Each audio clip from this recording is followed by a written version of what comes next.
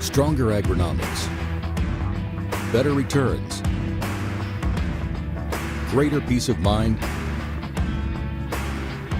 from pre-seed to post-harvest. You can count on the Victory Canola program to keep you and your farm ahead of the curve. Grow with us at victorycanola.com.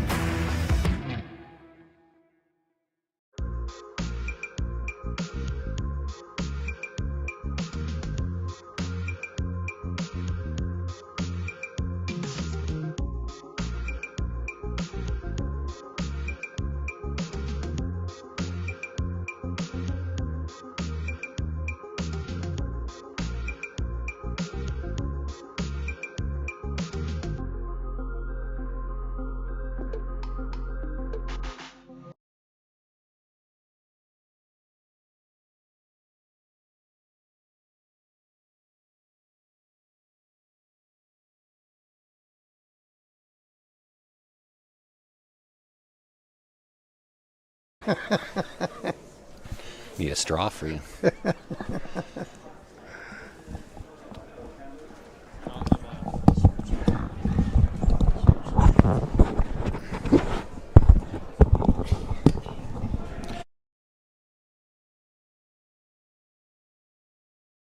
Classic for 2024. I'm Kelly Muskogee along with Blaine Black. We're here today in the beautiful Okanagan Valley city of Penticton, and we've got a game today with Jong of Victoria, BC, and we have Park, who is from Korea. We're going to start off the first end here with, they had the draw to the button already, and we have Park will end up with hammer, and Jong will be chasing in the first end. Blaine, I'm not sure if you're familiar with either one of these teams. I know that I have seen Jong play once before. I'm not familiar with the Park team. I know Jong is ranked 63rd in the world rankings with CTRS points of 15.8. And they have had a pretty good start to the season. They're 9-3. I also understand their Corey, who plays second on their team, also plays mixed doubles, and he's ranked number 2 in Canada in mixed doubles. So should be a really good game. I know the teams from Asia typically are really technically strong, and I don't expect anything less from this team. I think technically they'll be a super strong team, and it should be a battle all the way through. So I think so. I think that Jong team, they've been a good representative for around the province here, traveling to all the spiels this year, last year.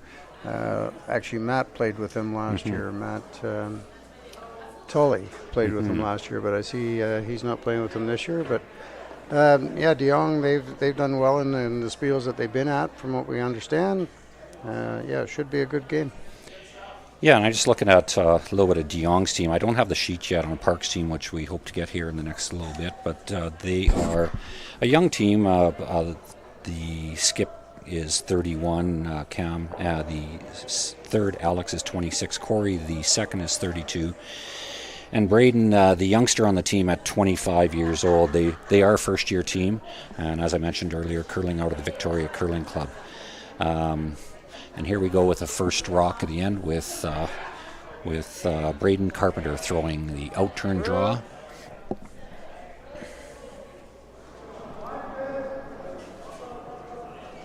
Line's good.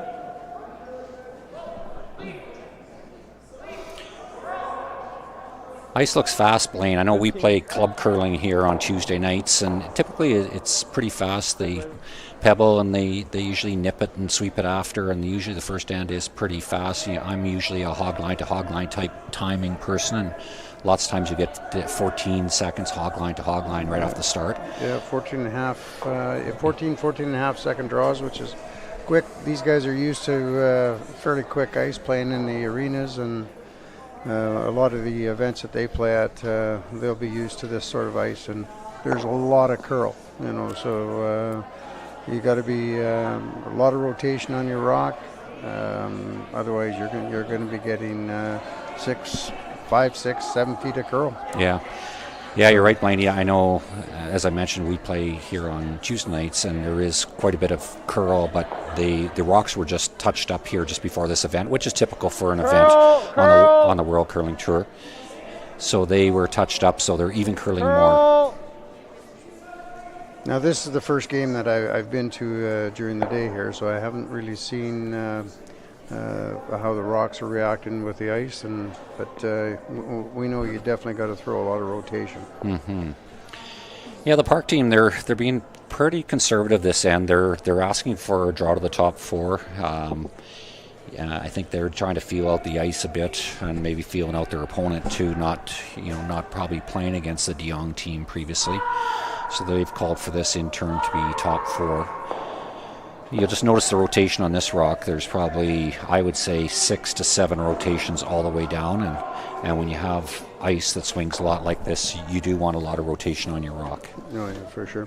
Now, they are playing the no-tick rule, so anything on the center line can't be removed until after the 5th stone. Right.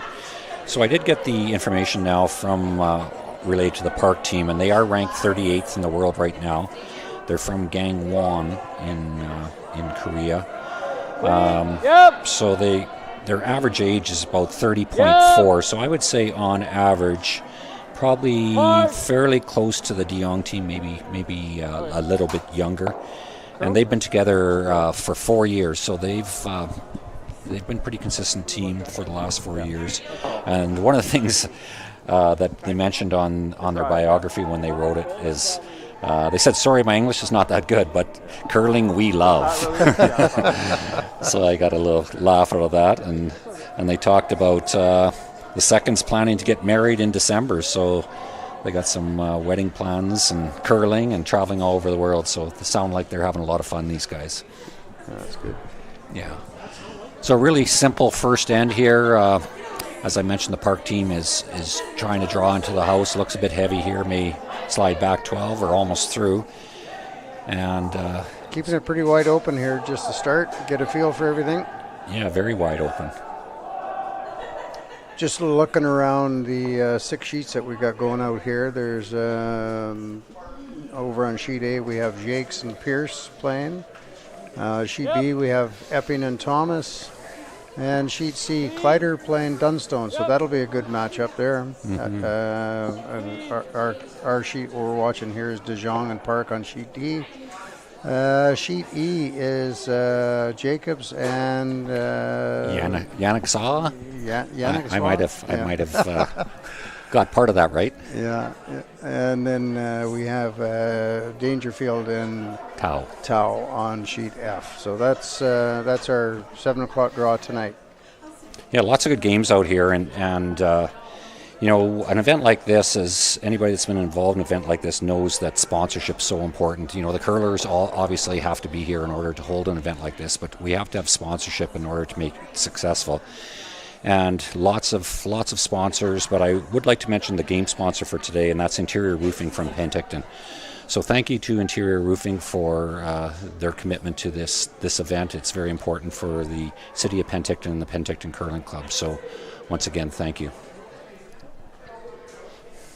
Still a wide open end, nothing in the house, and just drawn in, so they're very defensive. Yeah, very defensive. It seems like even Park's team rolled out there, and it's getting a bit late for De Jong to throw up a center guard, so they're just trying to come into the 4 foot. More than likely, it'll probably end up being, attempted a blank end with the last one with Park's last rock. And then I can see in the second end, probably after they've had a chance to feel out the ice here a bit in the first and their opponent there, probably be a bit more aggressive in the second end. In-turn hit, more like a controlled weight, but you'll notice that they had the broom right on the edge of the rock, and with this, and lots of rotation. Yeah, and with this ice, if you throw more firm weight, it'll run fairly straight, and you bring it down a bit, and you have that nice hard finish at the end. So hit and stick by the third for Team Park.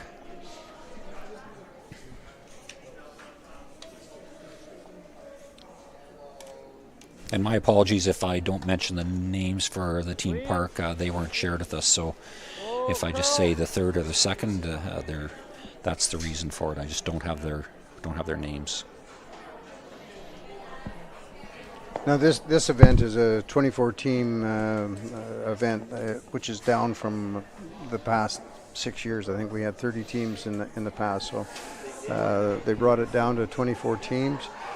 Consisting of 4 pools. So each pool will play 5 round-robin games, and then the top in each pool, along with the top team in each pool, along with the next best 8 records, will advance into the playoffs.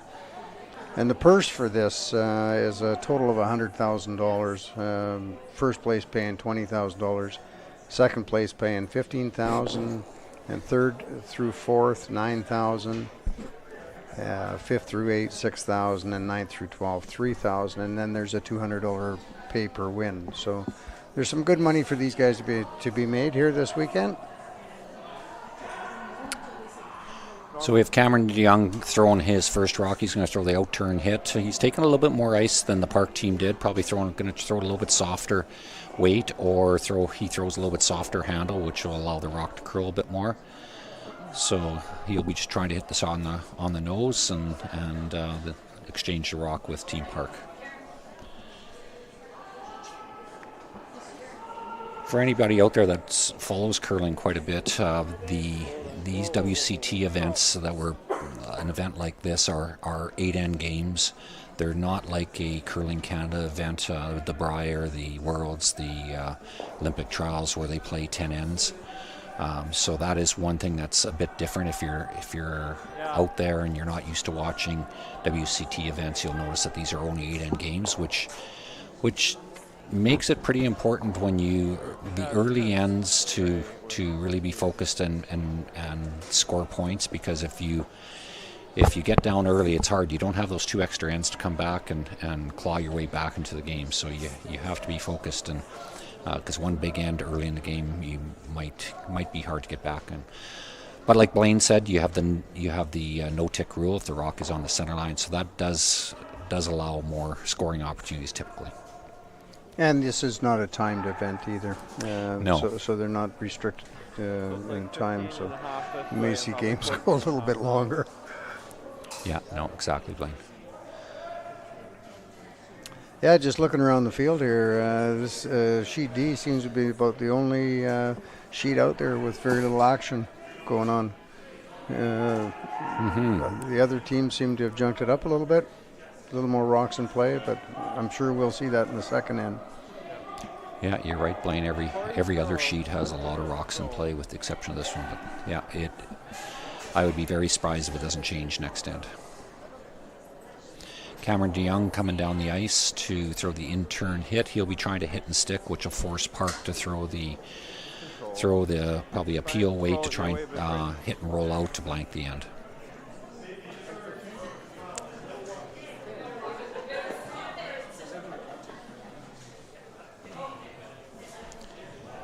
We know we'll see the Jong team in the BC Provincial Playdowns this year in the men's.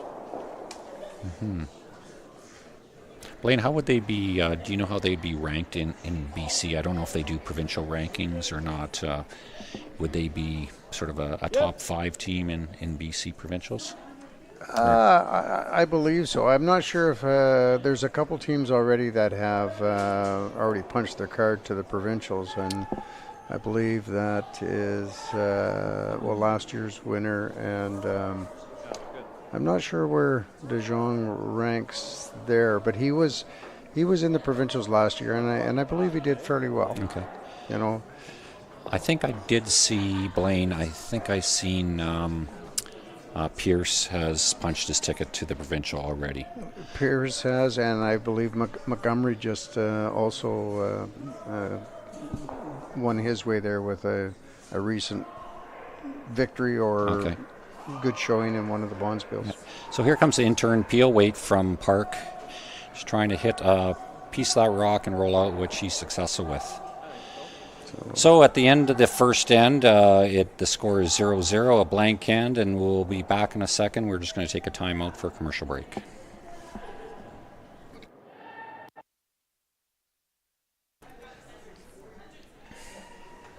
You made up some time.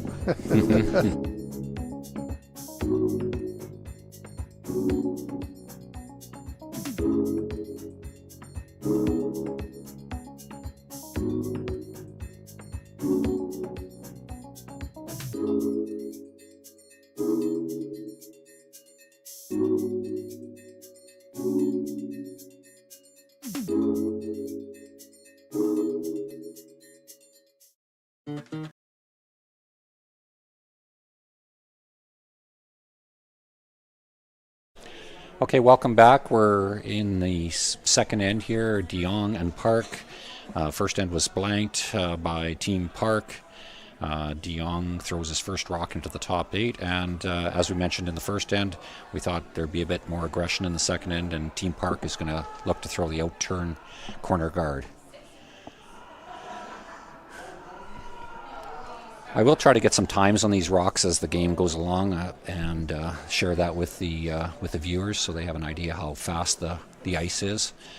It is looking to me like it's probably that 14.5 hog line to hog line. I will try to get some T-line to hog line splits for people that time that way too, just so they have a reference point on how quick the ice is. And that was perfectly executed. Now the counter for Jong will be throwing the intern guard, and they'll try to guard that rock that they just ended up throwing with the first rock. One thing occurring with it in the club here for a long period of time, the ice has always been pretty consistent. So even you get out to the wings, excuse me, the weight and stuff is all pretty good. Inside out. So you got good consistency. Usually after the first or second end for sure. Hard. They're trying to finish this rock to get it over to guard the rock that was just thrown. They didn't quite get it over there, so. But it is on the center line, so the no-tick rule, they can't remove that. Right. Did expose it enough that Park will probably play a softer hit and roll here, probably a hack to control weight. I think they can probably see half to 3/4 of it. We're not directly in behind the sheet, so can't see exactly, but with that ice, I'm guessing that would be more than hack weight. It looks, yeah. He's just widened the broom out a bit. I'm not sure if that was his choice or the thrower asked for that. But just throwing a hack to board weight. Yeah, lots of rotation. The board weight hit.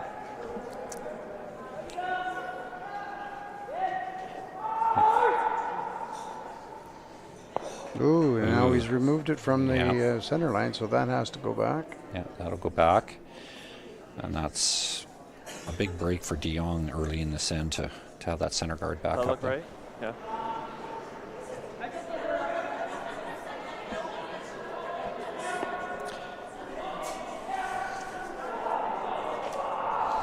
So Corey, the second for Team Jong, will be throwing the out turn. They'll be trying to come around that guard on the center line and just stopping short, and they'll try and double those guards and stagger them.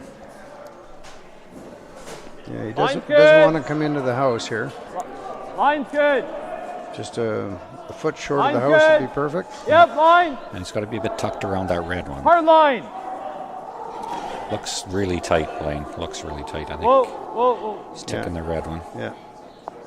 That really curled. Holy shit. Good throw, Corey. Yeah, he was head top 8 weight. I think both teams got fooled there a bit on how much that out turn curled. So much depends on your release out here. Yes. If you get out to the broom and lots of rotation, pretty consistent, but you know, your little soft handle and it's going to go early. Yeah, it's gone. And sometimes even if you put the rotation on it, but if you just get it started into the broom, it'll take off in you right away too. And see sometimes where people think that they put enough rotation on, which they have, but they've just got it softed into the broom a bit, and then it'll just take on. So Team Park second is just going to try to peel this one off, peel that center guard, or make the run back. Yeah, I think he was playing just the straight peel. Straight peel. Straight peel, yeah.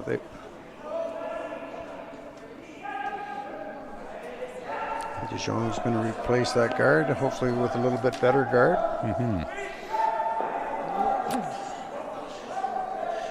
And he's throwing the intern. He should have a pretty good idea with the intern, the line. He threw one on their second rock at this end. Got room early.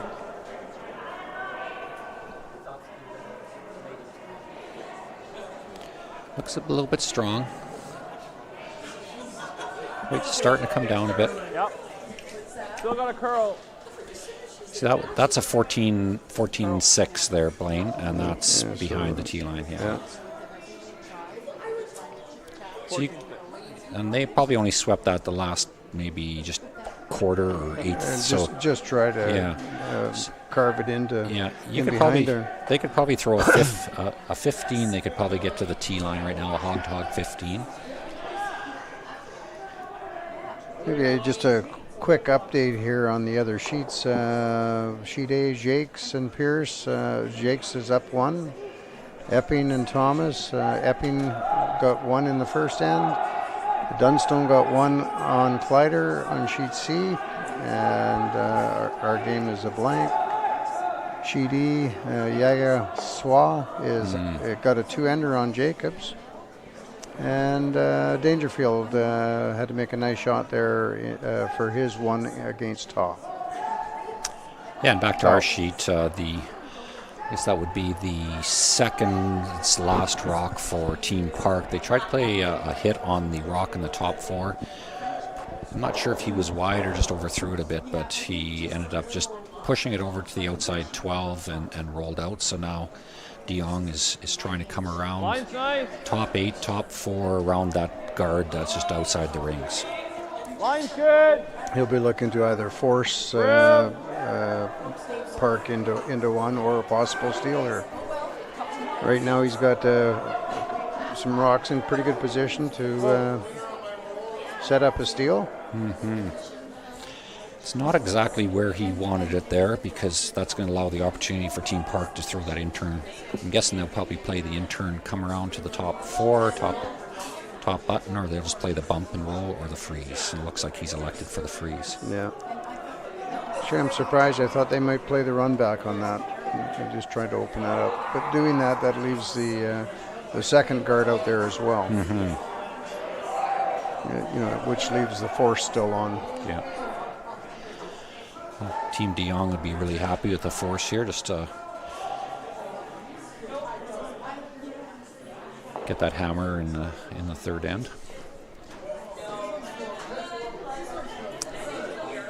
Yeah, as you mentioned, the 8-end games, you know, they're short. If you, it's so important to have that hammer in even ends coming home. Yeah, absolutely. You know, the strategy has changed so much over, you know, people 25, 30 years ago never thought about the odd even and the odds of. Now it's so much part of the game to understand when you want to score and how the even ends, the odds of winning if you score in those even ends. And he's got a good look rock. Yeah, great looking rock here. Might come a little bit deep. No, perfect. Yeah, it's a really good shot. Great shot. And he's left room, I think, there too. If it depends on what happens here. If to bring another rock on top to maybe lay 2, depends on what the Jong third Alex does here. I'm guessing just by the delivery, Blaine. I'm not sure if you're familiar with Alex, but he looks like he must be from Manitoba. Manitoba, yeah. With that slide and that broom, he's got a Manitoba, or there's some people, and I'm originally from Saskatchewan, so along the eastern border of Saskatchewan, in particular the Langenburg area that is just borders with Manitoba, they quite a few of them have the tuck delivery. tuck delivery, and some of them will even have the brooms like Matt Dunstone or Alex. McEwen. Yeah, McEwen, a lot of them. Yeah. Yeah, that's not a delivery that they teach any longer out here in BC. Anyhow, No. I'm not sure if they teach that delivery out there in Manitoba. I think they do. You know, we confirm that talk. I know Matt and Reed runs a curling clinic, Reed Carruthers, and I know Matt helps out at that once in a while too. So I'm pretty sure that they probably do. You know, Reed was a full tucker before, and then he had some knee problems and switched over to the flat foot. But I think it'd be hard to, with young kids nowadays, to have them see their heroes slide like that and then tell them they can't. So. Yeah. 15-5 going away. So what with Team Park Well, he here? came up a little short on his draw there, and so now Jong is going to be hard pressed to get something in there where he'll be able to use that to double it off, or Right. like there is a bit of an angle on the outside, on the left-hand side guard that he could use to run back in there. Yeah. I think De Jong's pretty happy with the position he's in right now, not having hammer. Probably a good chance it's a force right now, that he's going to force Park to one. And I think he's pretty happy. As you mentioned, Blaine, he does have that one sort of at the 11 o'clock position that he could run into the blue one on the top of the button. I don't have a telestrator here, Blaine, so I can't draw the lines. I'm not sure how good of a job I would do with it, but how straight I would be. But that I think that's the best way I can explain it, is the red rock in 11 o'clock position. That's just about biting the rings. They could run that back so onto the blue one. Well, so Park is trying to draw down to this one in the back, the red one in the back of the 4-foot, or just a little bit high, you know, maybe just full button to lie two. So for those that do timing from the tee line to the hog line, that was a 3.25. He is out wider though, and this probably hasn't been played as much. Looks like pretty good line. Yeah, line's great. Comes hard. Yeah. What a fantastic shot. Very nice shot. Yeah, fantastic shot. So they're line two. Yeah. Now, I think that De Jong probably has enough that he can hit that blue one, what he can see of it, or he can run the red on the at 11 o'clock in. Maybe we'll just listen in a bit to see if we can hear their conversation. Half rock on that, probably? Thick half, I think. Yeah. You are trying to get it kind of over the top to Yeah. get it coming back, but somewhere around a half. Yeah. Yeah, we wanted to. Or you're trying to get it like up into here. So it's going to drag it a little that way. Yeah. So try and just stick it here, I think. Yeah. So thick half? Thick half, I think is what. Okay. I don't think it's going to. Well, it might curl up a bit. This all come about when that red rock slid about 2 feet too far. Yeah. So they're going to play the out turn on the rock just about touching the center line and try that to run that red onto the red that's half an 8-foot back onto the blue. Yeah. So as you heard Cam say, they're going to try and hit about half a rock on the red.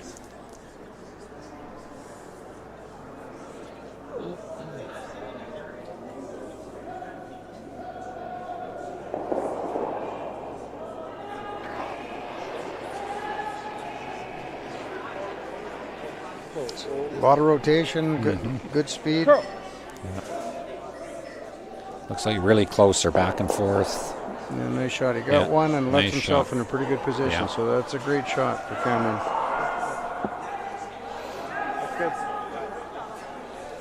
Yeah, good shot by Cam De Jong.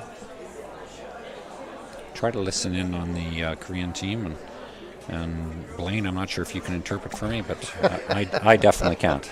I'll have to have a few more drinks. But for those maybe back in Korea, as this is on YouTube. Maybe they want to hear what their team is saying. So.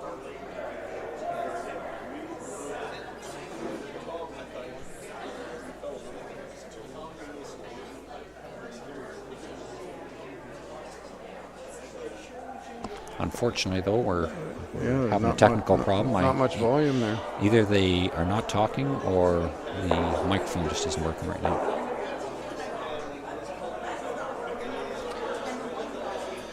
So based on their ice and based on what we can see by their gestures, we'll try to figure out and try to communicate with you what they're trying to do.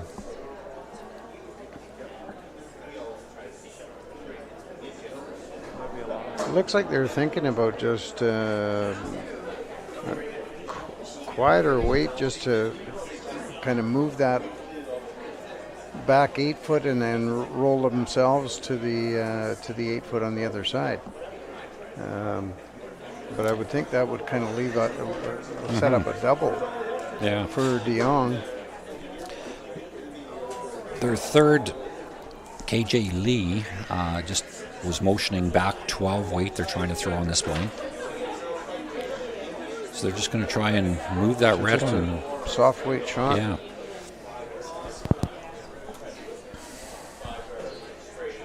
You just want to kind of unlock their own there, I think, somewhat. That's what it's looking like. And I think what will be important here is when they end up is how the rocks are situated, because it could leave a really easy... Oh, okay. Could leave a real easy double for Team De Jong. 흔들어서 웨이트 좀 좋을 것 같긴 해.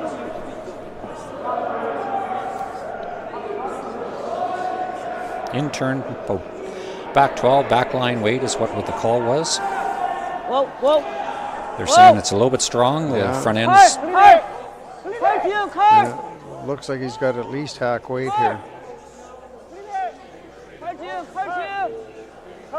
Just getting him to make it curl, carving it over. Not too bad. I mean, it's not an easy double without jamming that back one or the back blue one onto the red one. Yeah, I think if they can hit about 3/4 on the in-turn side there, or they hit it, I'm assuming they're going to throw the in-turn. I think all the blues will be gone, and red should be laying at minimum 3, maybe 4. They're going to lose their red in the back of the house. I'm just worried about. It's tough to get rid of that one on the button. Yeah, I agree. Yeah. Yeah, I think if they hit it just right, they can get rid of it, or at least move it out to the outside 12. I don't know, and as I mentioned at the offset of this broadcast, I don't know the De Jong team well enough to know their strengths and their weaknesses. But I think if he can throw the big weight, like a PO weight, half the rock, I think this shot is made pretty easily for him. No, other way. Well, if he can remove those 2 blue stones, even if he loses the one on the back 4 foot and left with shot on the edge of the 4 foot, that rock is buried.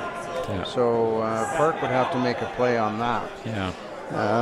Probably against maybe 3. Yeah.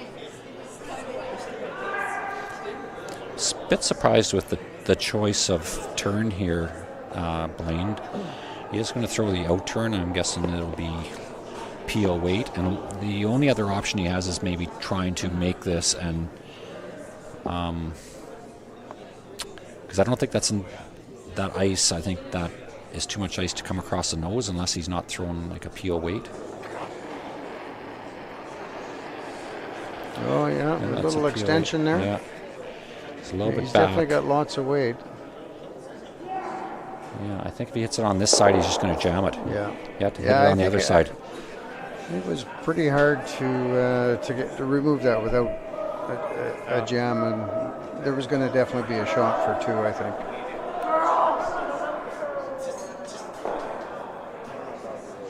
I don't think so. It would have been better if they hit more of it. Yeah, I agree. So Team Park has the in-turn draw. They just have to get full 4 foot to get their 2. Take a 2-0 lead in this game.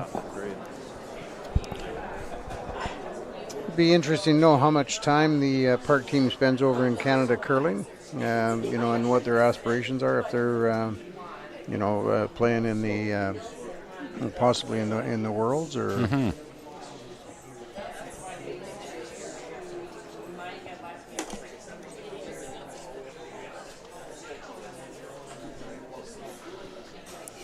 Sweepers are watching it close. I think they think it's pretty close, maybe a little on the strong side.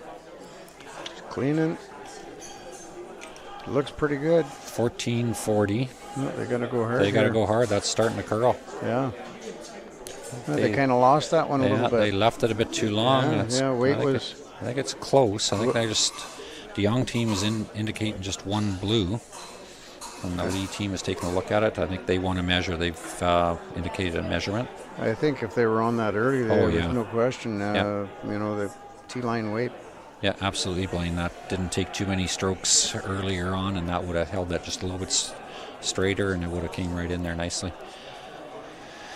And with the overhead view that we have, it's not possible really for us to see whose hammer. I know De Jong's team indicated was only one blue, but the park team thinks it's too close to concede that, so they're going to put the stick on it right now.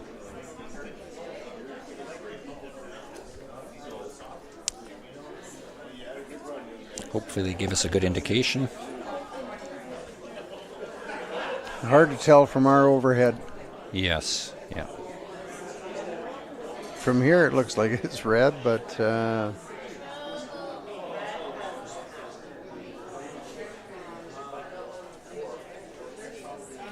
They're saying red. Yeah. So one blue for Team Park as we conclude the second end, and we'll take a break and hear from our sponsors.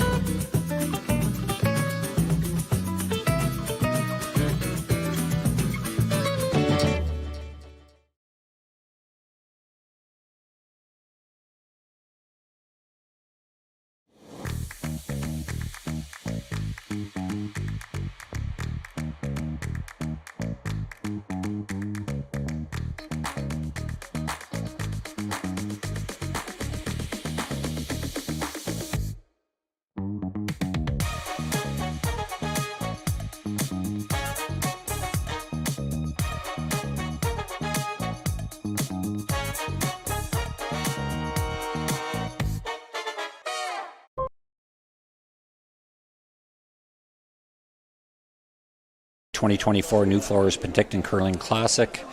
You're here today with Kelly Muscovy and Blaine Black, and we're bringing you a game from Sheet D at the Penticton Curling Club.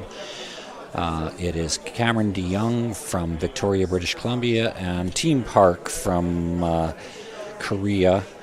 And we have a 1-0 game in favor of Team Park, with De Jong having hammer here in the third end. Blaine, it's been just a little bit of a recap on the first couple ends. The first end was really defensively played. Both teams were just going into the house. The other team was hitting, and it looked right from early in the end it was going to be a blank end, and which is what it ended up being. In the second end, there's a lot more rocks in play. I think both teams had opportunities maybe to put a bit more pressure on the other team, but in the end, Team Park did have what I would consider at this level a fairly easy draw for two, and I would say the rock was thrown right. It was just misswept by the front end. Or miscalled, possibly. Yeah. Misswept, yeah. Yeah, but we're starting off here. We got Team Park with the center guard up, and I believe it is touching the center line. So we now have De Jong. They have one rock around, and they're trying to draw an out turnaround, trying to get to top four. Yeah, it looks like both Park and De Jong, they slid both a little deeper than they wanted to. They would want to be in top 4 foot, 8 foot, not back of the tee line. This one looks a lot better. a lot better for Team de Jong. Maybe 6 inches deeper than they would like, but still a really good position for them.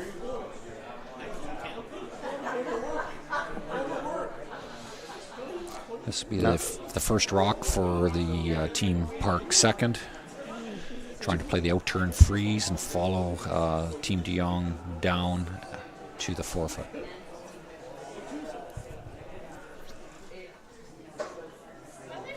That's Park's stone that's on the center line. So if they happened to be tight and removed that from the center line, the rocks would lie where they ended up. It's just the opposition stones that involved in the no-tick. Here's a big miss for or opportunity for de Jong.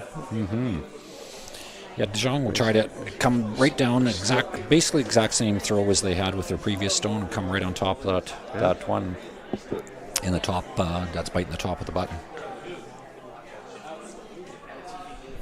And this is their second, Corey Chester. Corey's been around a long time, played on a lot of good teams.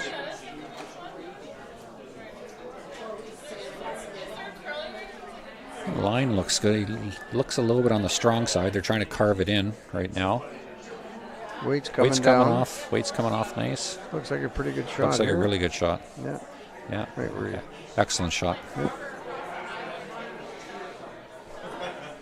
So Park looking at running that back. So he puts that guard up to set up potential a steal opportunity, and then ends up having to peel off his guard. So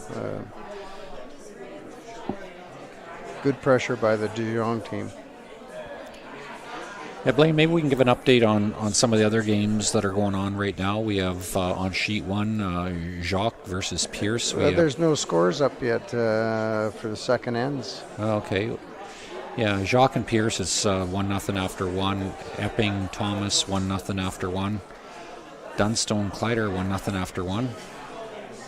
And then Jacobson, Yagasawa, it's 2-0 for Yagasawa playing. They're actually playing is this the second end? Well, they're playing the second end, but there's a lot of rocks in play, and Jacob's got a ton of pressure on Yagasawa. He's got hammer, and he's laying 2, and he's got the front of the 4-foot covered with 4 others. So he's got 6 rocks in or touching the 4-foot, and 1 red rock of Yagasawa's. They're in need of a big shot here to try and bail them out of a lot of trouble. So back at our game, though, the de Jong team replaced the guard that was taken off, and Park's having to remove it again. I'm not sure if they'll play run back or just straight peel here. The run back could be very dangerous if they run it back and double jam onto their own back blue ones. Looks like they're playing the run back plane. Oh, damn, good shot. Now, in one way, a good shot, but in another way, it has left a corner guard and left the red one right underneath the corner. Yeah. So when you have hammer, it's pretty nice that the center line's open and you got a corner guard. So I think, on one hand, I agree with you, Blaine. Good shot to open it up, but on the other hand, it's a pretty good position for de Jong to score multiple points the way it's set up right now. Yeah. The de Jong is choosing to just freeze to that back blue one.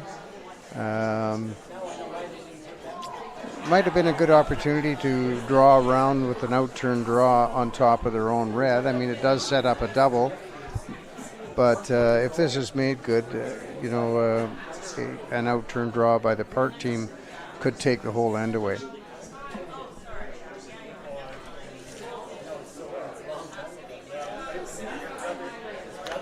Alex Horwath with the out-turn draw freeze to the back one.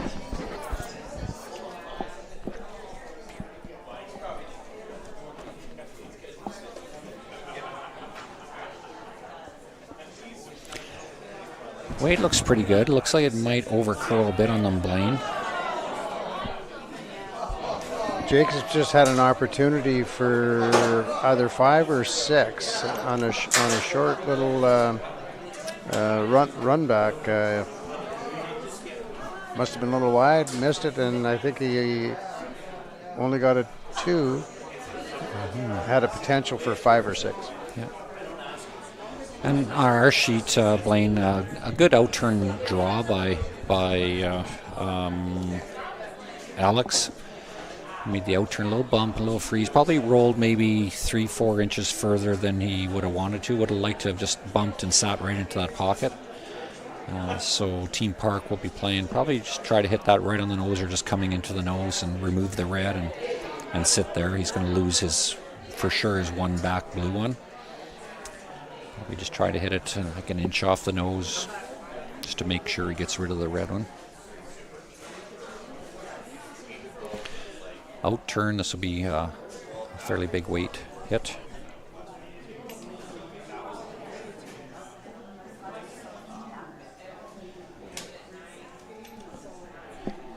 Just their fundamentals are so strong. Like that's a 6.5 second hit that he just threw, and not everybody can throw a 6.5 second hit that smooth and that easily. There's a number in the world now that can do it, but it's not as easy as it looks, and he just made it look really easy.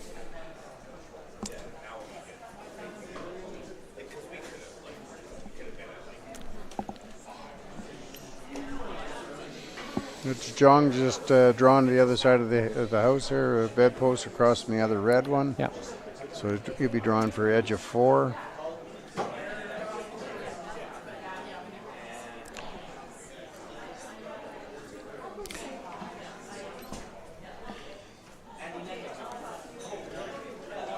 Yeah, Park's got it, or pardon me, Dijong's got it set up exactly how he wants. Just he hopes to just continue with that in-turn draw. He wants to get it at least even with the other rock, because if he leaves this high in the house, that'll give Team Park a double opportunity. Boys the sweepers are going hard on really it hard, to get it in, but I don't think they're going to get it deep enough. No, that's... No. So there's a double opportunity. Yeah.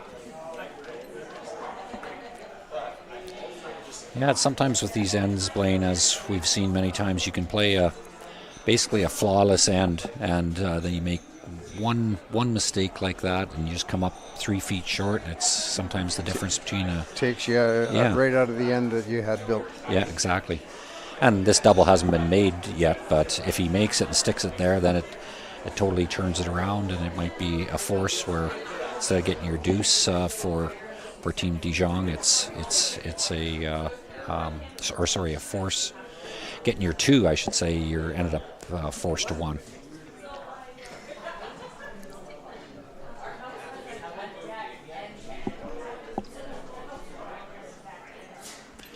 Another throwing it hard. This would be another 6.5, 7 second.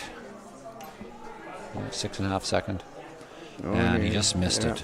I'm surprised at the speed he threw there. I'm not sure that there's any reason to throw a peel weight on that sort of shot, but another 6.5, 7 seconds. The control from your sweepers, because your sweepers don't have that same effect on the run. He just missed it. I'm surprised at the speed he threw there. Control a little bit more with the brooms. And they threw the outturn at it. Yeah. You know, so I mean, you got to be a little more accurate with the outturn there. It's personal preference. Mm-hmm. Now, Dijong's team just try and freeze down to that back, in-turn freeze. 2 schools of thought here. He could play the outturn draw down to his own buried. That's going to give him a run back double, or spread your rocks out and go to the other side. So Jong has chosen to go to the other side.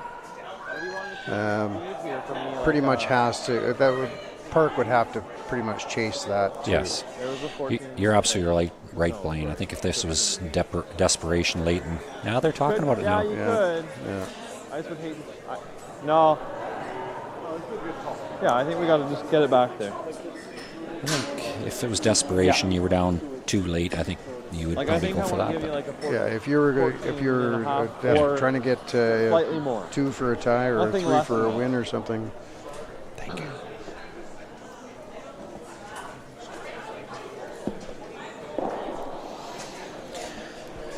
So Cameron DeYoung with the intern draw.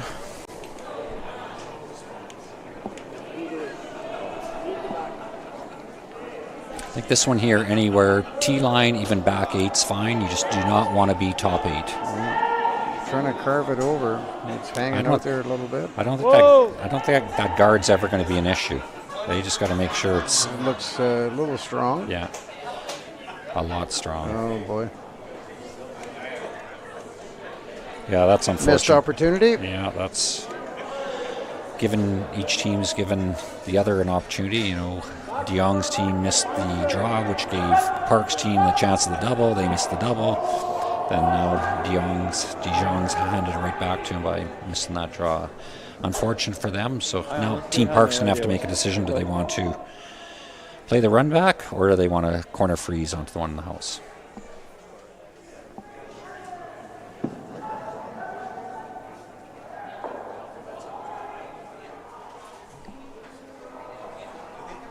I think they're playing the run back, eh? That looks like it.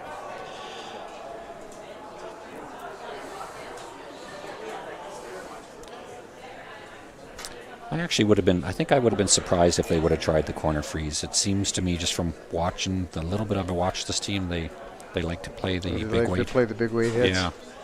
So I'm not surprised by this.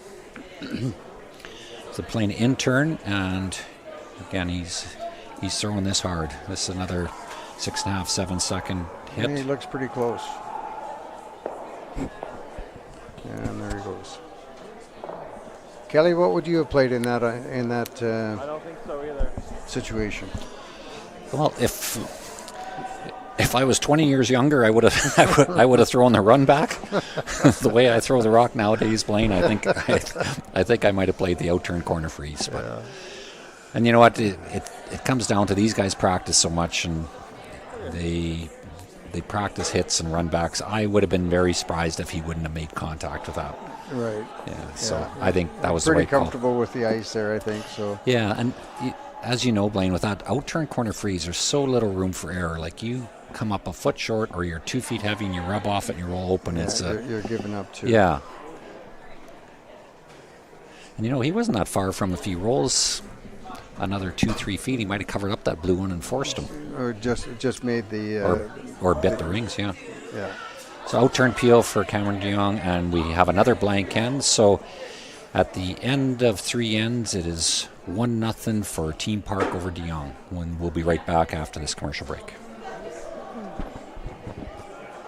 I don't remember a time when curling wasn't a part of my life. When I wasn't putting in the sweat and hard work to be the best that I can be. Clocking in the time, the effort to practice day in, day out.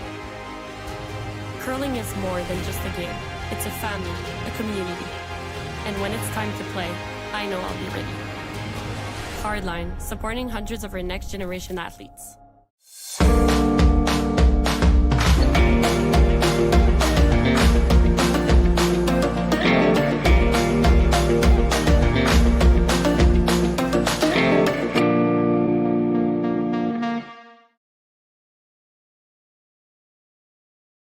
Back to the 2024 Nufloors Penticton Curling Classic, the 8th annual classic here in Penticton at the Penticton Curling Club.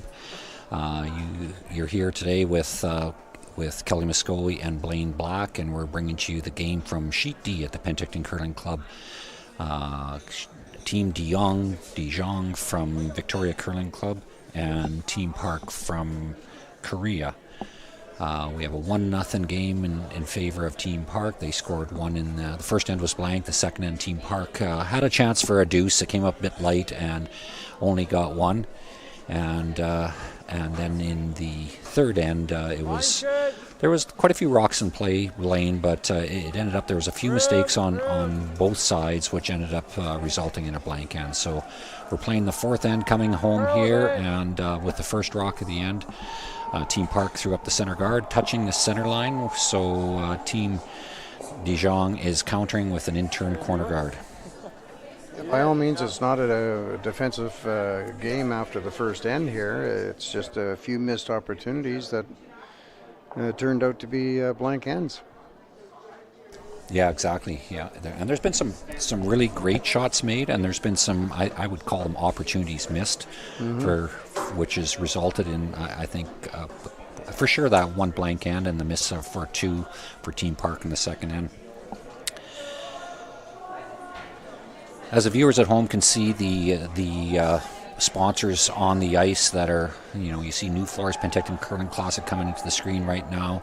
One of the main sponsors of this event, obviously. There's a number of sponsors it takes to hold an event like this and to keep a club like this operational.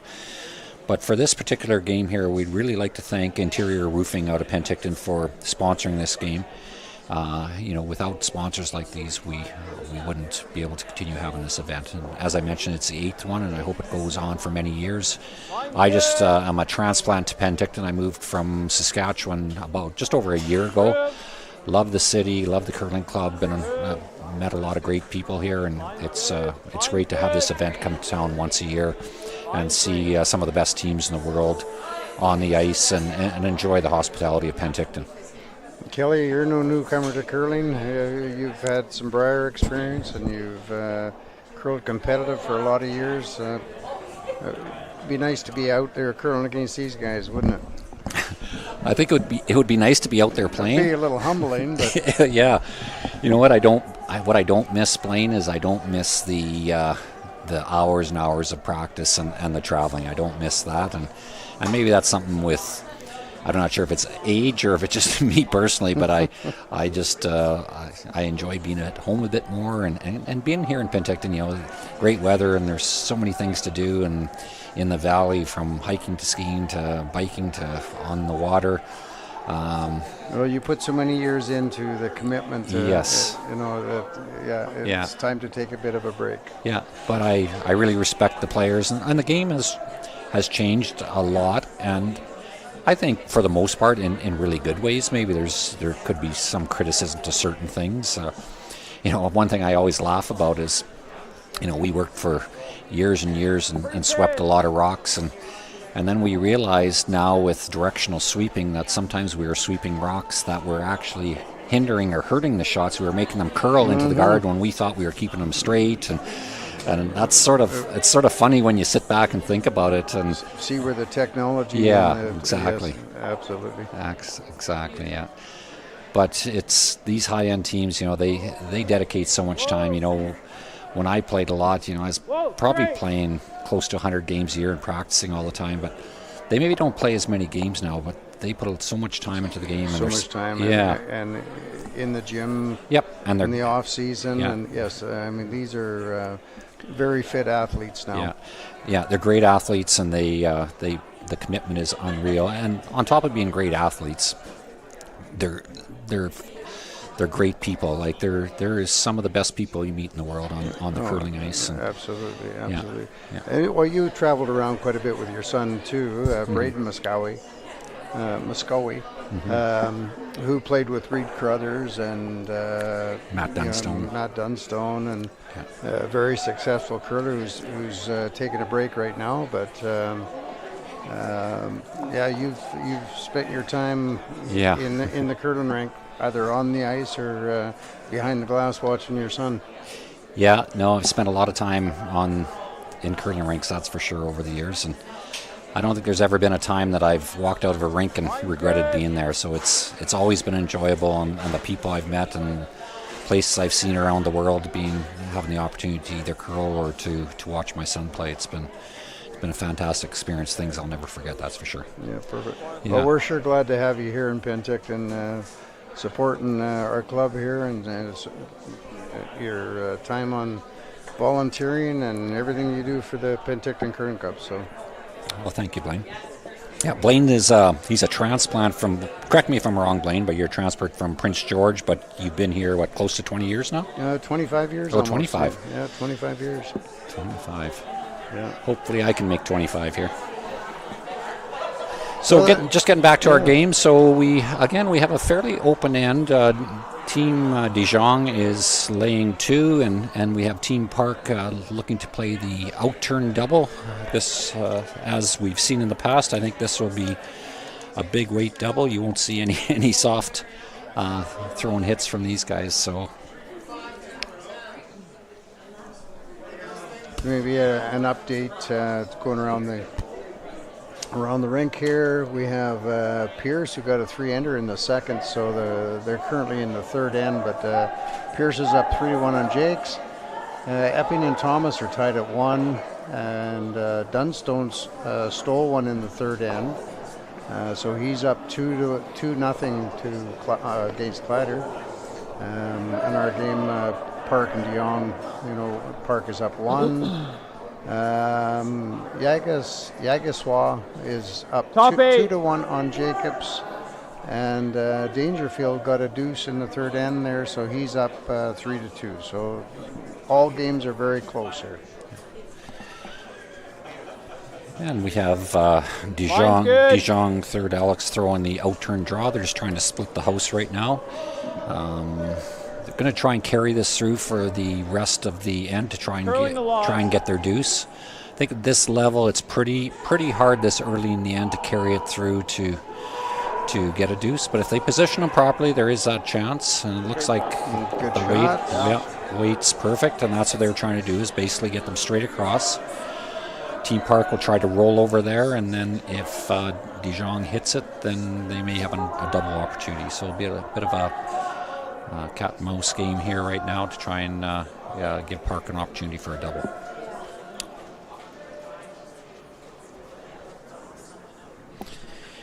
Yeah, the weather here in Penticton the last few days it's been beautiful, not windy, no rain, so there isn't a lot of frost on the ice, and or humidity in the air. So we're not seeing.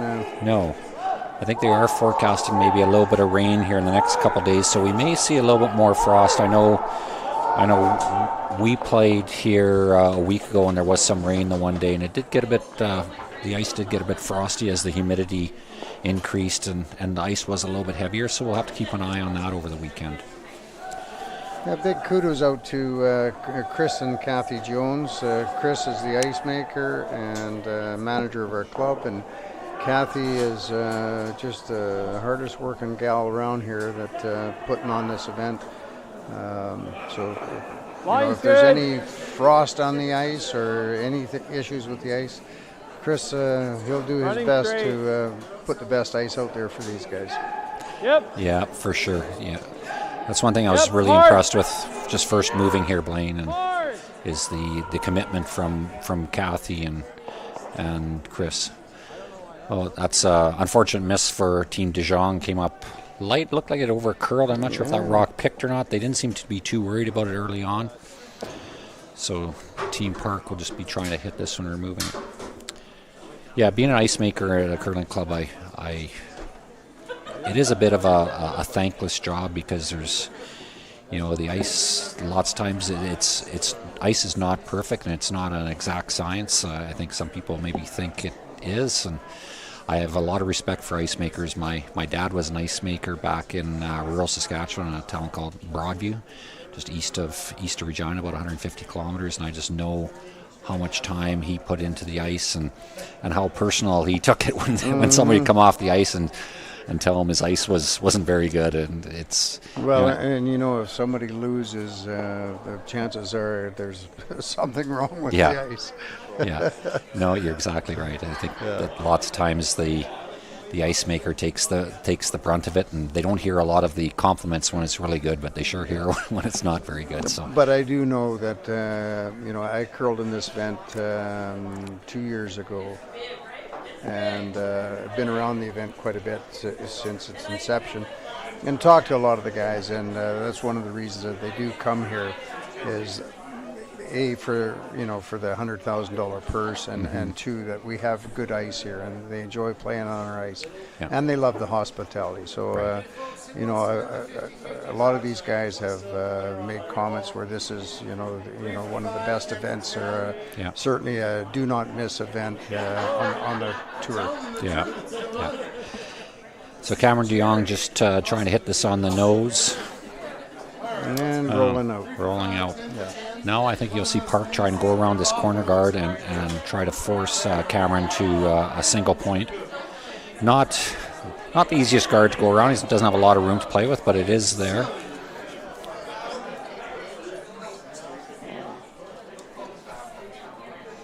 I don't think the skip Park is drawn since the second end when he got his one, so this might be his first draw in a couple ends.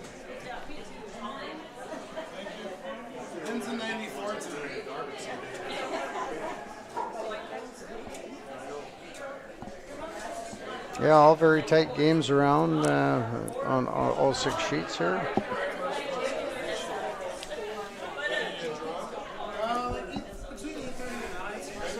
So I'll try and get a split time on this one here.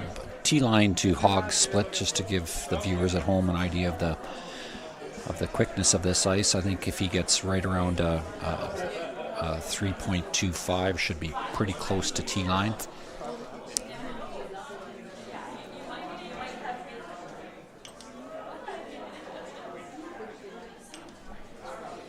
I'm at a 310 on that. That seems like it'd be a bit heavy. And the sweepers are saying it's a bit heavy, but it might come down when it gets out here wider. Sweepers are still staying off it. It's coming down. It's coming down. Yeah, that is a bit heavier there. Yeah.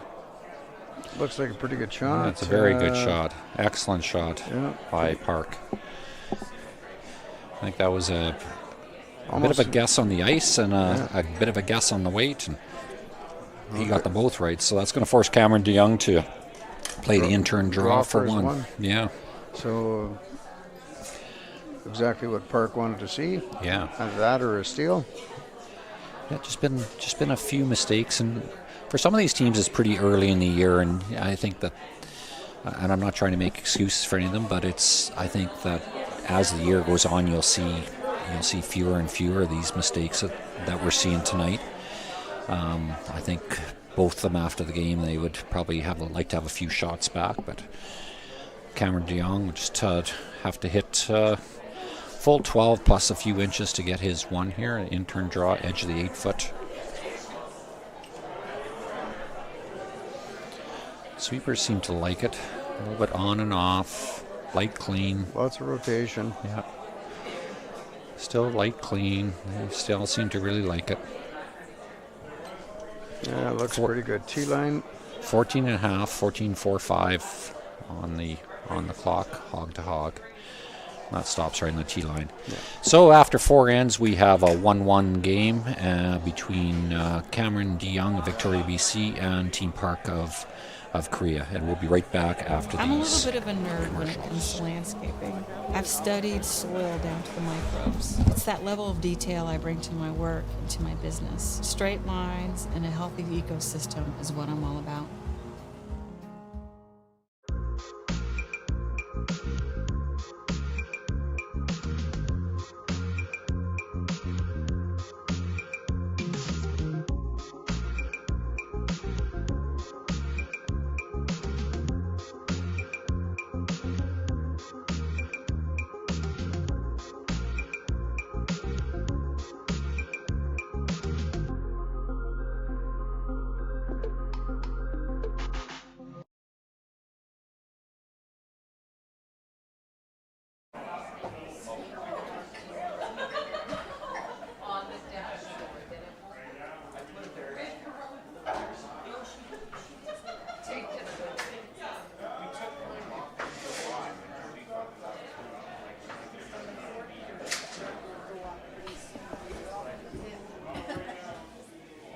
And we're back live here.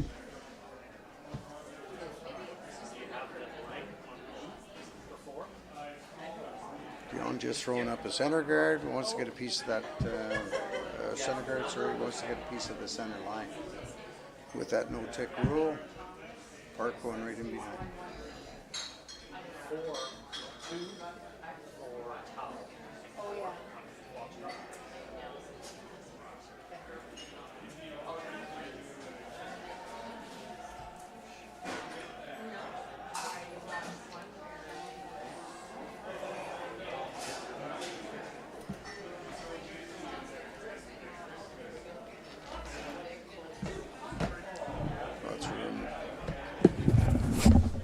taken about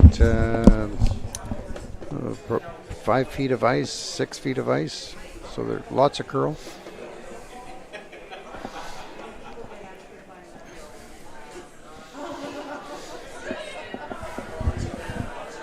What's going to be interesting, last 4 ends here, Blaine. We tie game.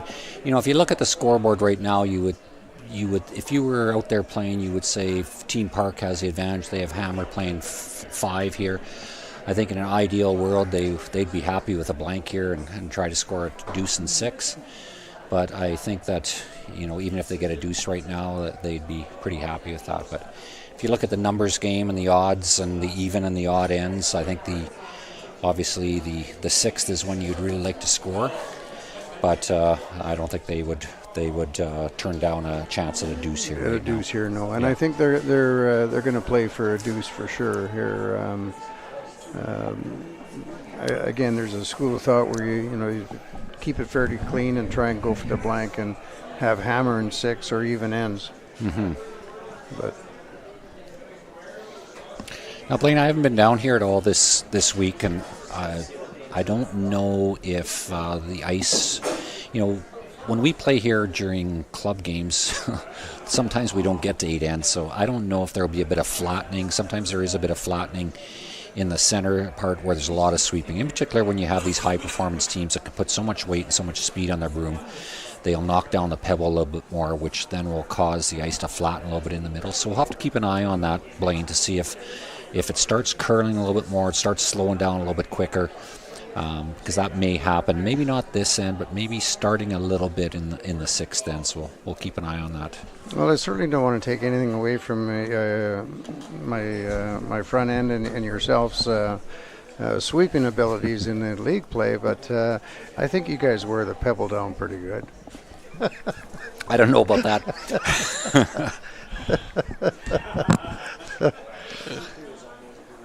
I don't know about that. Like I said, no. maybe 20 years ago I could wear the pebble down. Now I'm just trying to tickle it a little bit.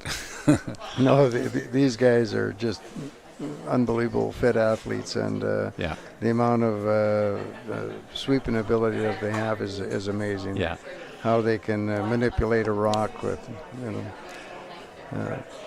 yeah. We're not quite in the same league, that's for sure. And you know what? There's so much, Blaine. There's so much science in behind sweeping now, because understanding the angle of the broom, understanding the pressure, understanding the stroke, they understand that so well now, because there's been so much testing that's been done in Canada primarily, but worldwide, and so they understand how to get a rock if you want maximum curl, and when to hit it, and when to hit that rock. Like if you're throwing a rock and it's still floating out on you, you don't want to hit it then. You want to wait till it gets to the straight spot, and then you hit it, and then you can get it to start curling. So little things like that, little nuances that some of the teams, maybe less experienced teams, don't know that, or they don't have the funding to get access to that information.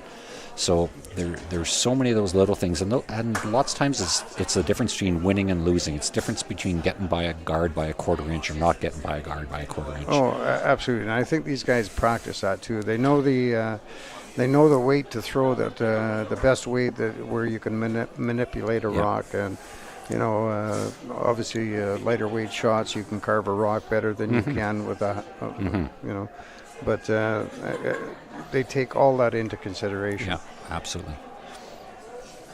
And we talked about earlier just rotation on the handle. You look at this rock coming down here from Chester, that outturn, and just how much rotation he had on there, probably 4 to 5. He did come up a bit light on that shot, but it's almost fully buried under that red one, and he got by quite a bit, even with that rotation.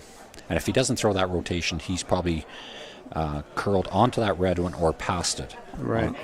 Yeah, absolutely. So interesting decision by Team Park here.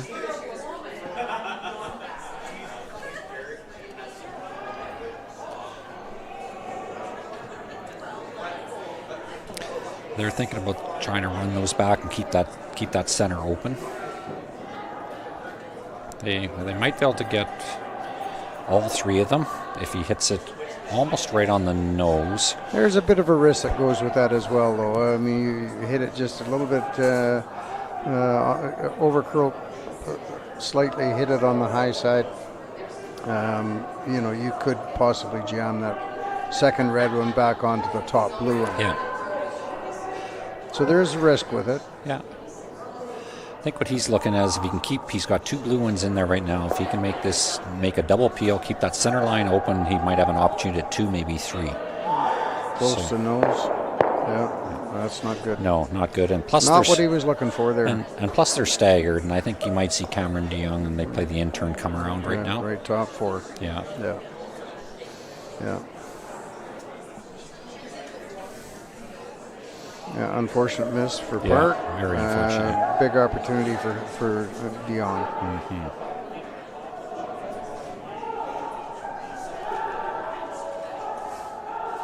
Intern just into the 12-foot. Front end just talking with Horvath about just the weight going out there a bit wider.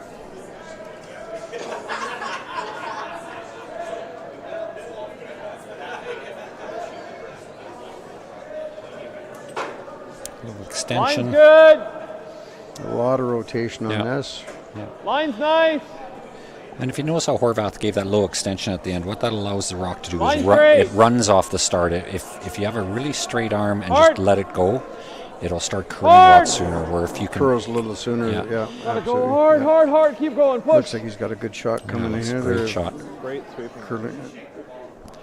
And Blaine, that's one thing that years ago they used to teach is, have almost like a dead locked arm and throw it like that. But it's right now the way the curling and the ice is and the rocks are, it's really hard to do that because it's too hard to get that rock running out of your hands. So you'll see a lot more extension from teams now. Oh, certainly. We were never taught, to throw with that kind of rotation.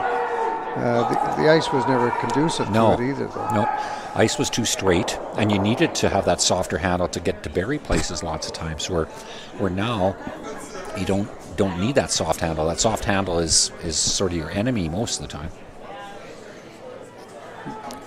But way back in the day there when we were doing a lot of competitive curling, if you had 3 feet of curl, that was a lot of curl. Now you've got 5-6 feet of curl. Oh, yeah. Oh, they're trying that double. Oh, what a great shot. Great shot. Oh, and he didn't quite. Double jammed that, but oh my, great shot. Yeah. Almost ended up getting all of them. Now Cameron DeYoung, they're considering getting rid of that blue one or playing a freeze down to it. Well, he's red is lane 1, Jong line 1, partially buried, but yeah, hitting this one you're probably only going to be laying. You could be laying 2, I guess, if you get a little bit of a roll inside. Intern hit, more of like a control. Park has hammer. Whoa. Curl.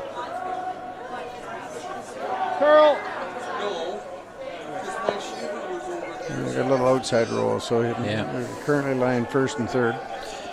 Yeah, 1st and 3rd for Jong. I think. Good shot. Park maybe play just a quiet tap and roll.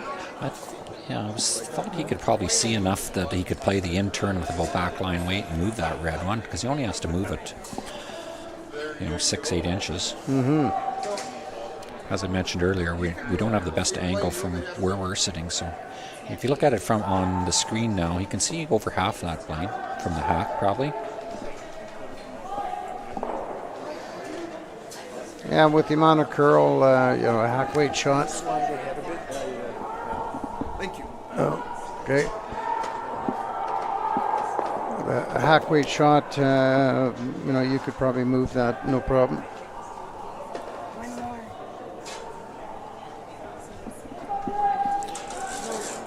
Yeah, with that ice, though, it looks like he's just playing the freeze down to it, I'm guessing.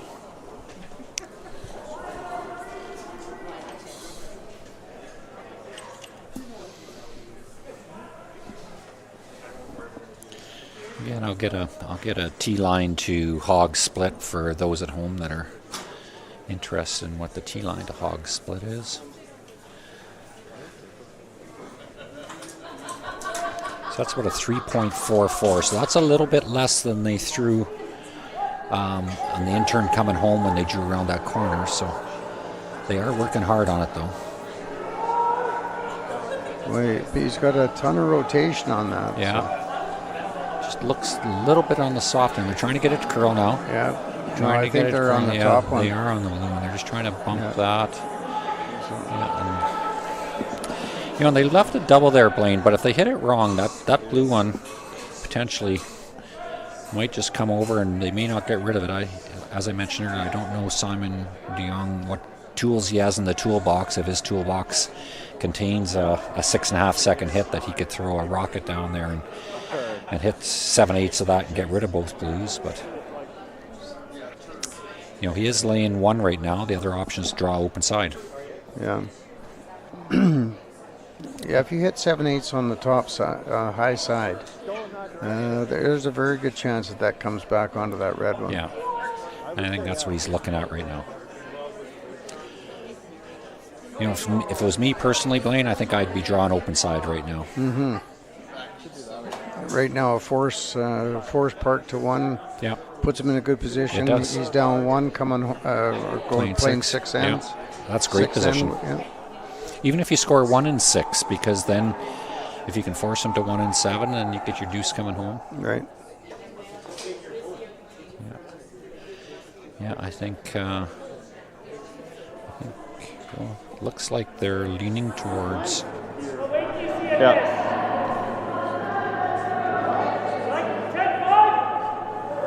They're certainly looking at that double.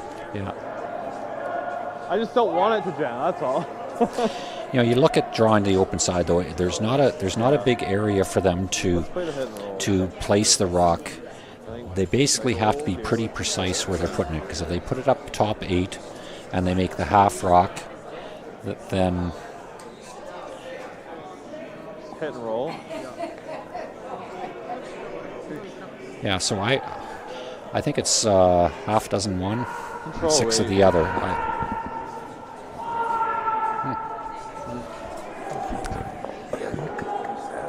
So they've elected to play the out turn hit. So this will be like his PO weight. He's taken very little ice. This must be, and again, Cameron obviously he knows the way he throws the rock, but with that ice, he's anticipating it's not going to curl at all. If anything, he's just throwing drawn open side. Okay. No, he's throwing a hit, but he's not throwing the weight that we expected, that's for sure. Hard! Oh, he's just trying to play the hit and roll over is what he's trying. Yeah. Okay. He's going to overcurl. Whoa! Overcurling. Yeah. Doesn't want to roll out. No. He's going to. Oh. Yeah. Yeah. Roll a little too far. Yeah. Kind of fooled us a little bit there, yeah, Kelly. Did. Almost good. Yeah, just rolled 8 inches too far. Yeah, he needed to stick in the 8-foot second shot there. Yeah, and if he lays, thank you. If he ends up laying second, puts a lot, then Team Park has a decision to make. Am I going to just play the in-turn come around freeze or the out-turn freeze? So I think he's chosen to play the in-turn freeze on this. Yeah, the back red one. Again, I'll get a time on this, a split time. I mentioned I got 3.44 on the last one, which was a little bit on the light side, so probably needs around a 3.3 or 3.25 in order to get to that back one this time. This is Skip's first rock. Nice smooth delivery, eh? Yeah, they're a very strong team. And I don't think I've ever seen a team come out of Asia that isn't really strong technically. They're well coached. A lot of times they're coached by Canadians. Yeah. I know there was a time that this is over curling. Yes, it is. Well, they're close to getting it by, Blaine. Oh, it is. I don't know. Great sweeping. Is he going to move good it shot. enough, though? Yeah, great shot. Yeah, very good shot. And unfortunately, I missed. I was talking too much. I didn't get the split time. But I'm guessing that was around a 3.25.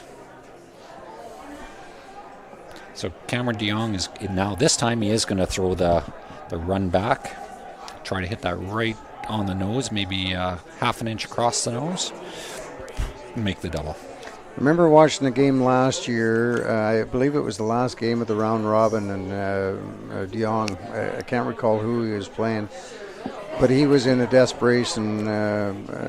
He needed to win that game in order to get into the playoffs, and he didn't have much of a shot, but he chose to play this shot that was probably makeable 2 out of 10 times or 1 out of 10 times, and he made a fantastic shot that got him the either 2 or 3, and I believe that got him into the playoffs.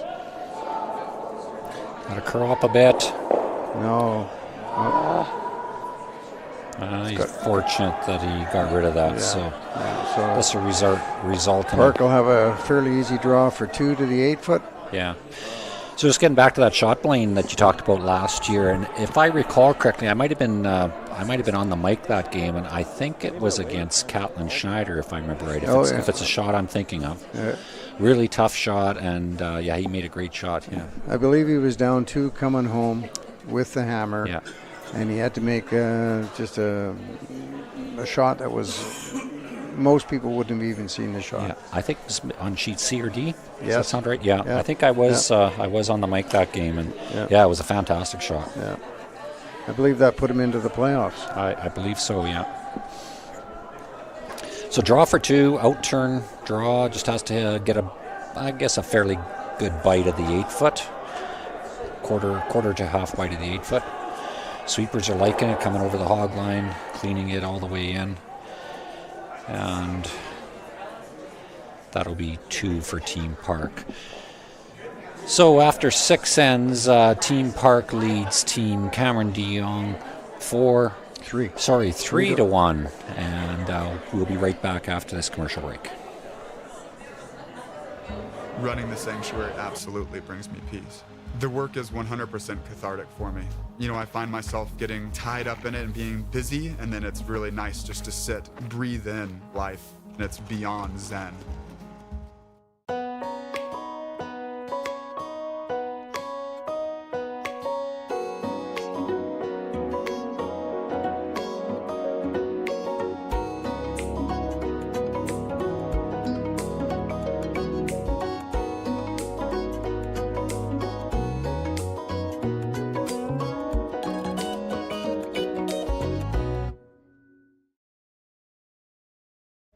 Here at Red Arena, we are trying to help people through equine therapy. Working with the veterans has been a very amazing experience. Our little motto that we always say is empowerment through horses. I love what I do. I'm just happy to be a part of it.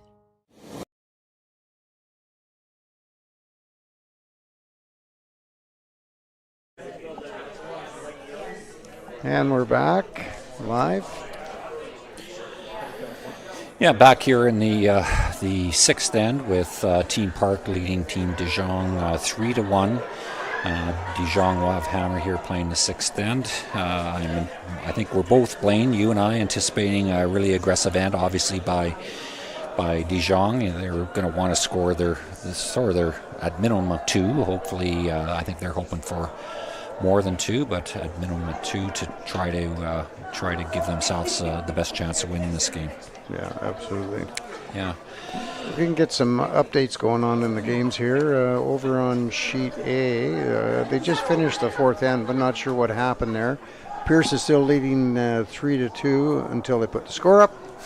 Over on sheet B, Epping and Thomas are tied up 1-1. It looks like there was a blank in the 2nd and the 4th, and they're just playing the 5th. So right now, Epping's got hammer in playing, I'm not sure what happened in 5. Yeah, they haven't marked up 5 yet. Oh, they haven't marked up 5, sorry. Just playing 6 right now. Yeah, playing 6 there. Dunstone looks like he stole another one in 4. They're playing the 5th. They're up 3-0 on Clyder. Our game is 3 to 1 for Park. And Jacobs and Yannick Sawa. Yannick Sawa. That's a tongue twister. That game is tied up 2-2, and they don't have the score up in the fourth either, and they're playing the fifth. So these guys are a little slow putting scores up. We're not able to get you updates quite as accurate as we would like. Dangerfield, he give up one. They are tied up 4-4, playing 6. And Dangerfield got 1 in 5. Yeah, for those of you not familiar with Dangerfield, that they are the current BC senior men's champions, and they'll be competing in the nationals this year in, I believe it's Prince Edward Island or New Brunswick. New Brunswick. New Brunswick. Yeah. And Blaine and I were the silver medalists last year, so that was our claim to fame last year. We played Neil in the gold medal game here in BC Provincials and came out on the short end of the stick, but we had a really good event, and I think it's always disappointing to lose a provincial final, and I've lost my fair share of them over the years, so but it's always disappointing. It doesn't matter how many you've won or how many you've lost. It's when you get that far, you always want to win that last one. But congratulations to the Dangerfield team, and hopefully they do well. Best wishes to those guys in New Brunswick here in December. Absolutely. Just Blaine, just reading through again on the team from the park team from Korea, just a little bit on what they've done this year. So they played in one of the Tier 2 Grand Slam events. They played in the Stu Sells Tankard out in Ontario. That was an event, a World Curling Tour event that just happened. That was in Toronto there, I believe. Yeah. And then they also mentioned they played in the Henderson Medal event, and I'm not familiar with where that one was. So they played in, looks like this would be their 4th event in Canada this year. But a really nice young team. Like technically you won't see too many teams as strong as them. They're just really solid from lead right to skip, and just a really solid team. These teams from Asia and stuff, I believe they're full-time curlers, so they definitely have an advantage over some of the Canadian curlers. I mean, they're able to practice full-time, play full-time, travel. They're funded. Where a lot of the curlers in Canada that are playing in these high-level events, they have a job to go to in a lot of cases, certain times. But you're absolutely right, Blaine, and it's not just the Asian curlers, European curlers, Scottish curlers, Swedish curlers. That is their full-time job. They're funded primarily by their governments. They don't receive a lot of sponsorship money. They do receive some, but their governments give them a salary, and then they have their winnings on top of that. So they're very fortunate in that way. But when it comes to depth of curling, I don't think anybody can dispute that Canada has the most depth when it comes to curling. We have the most teams, the most rinks.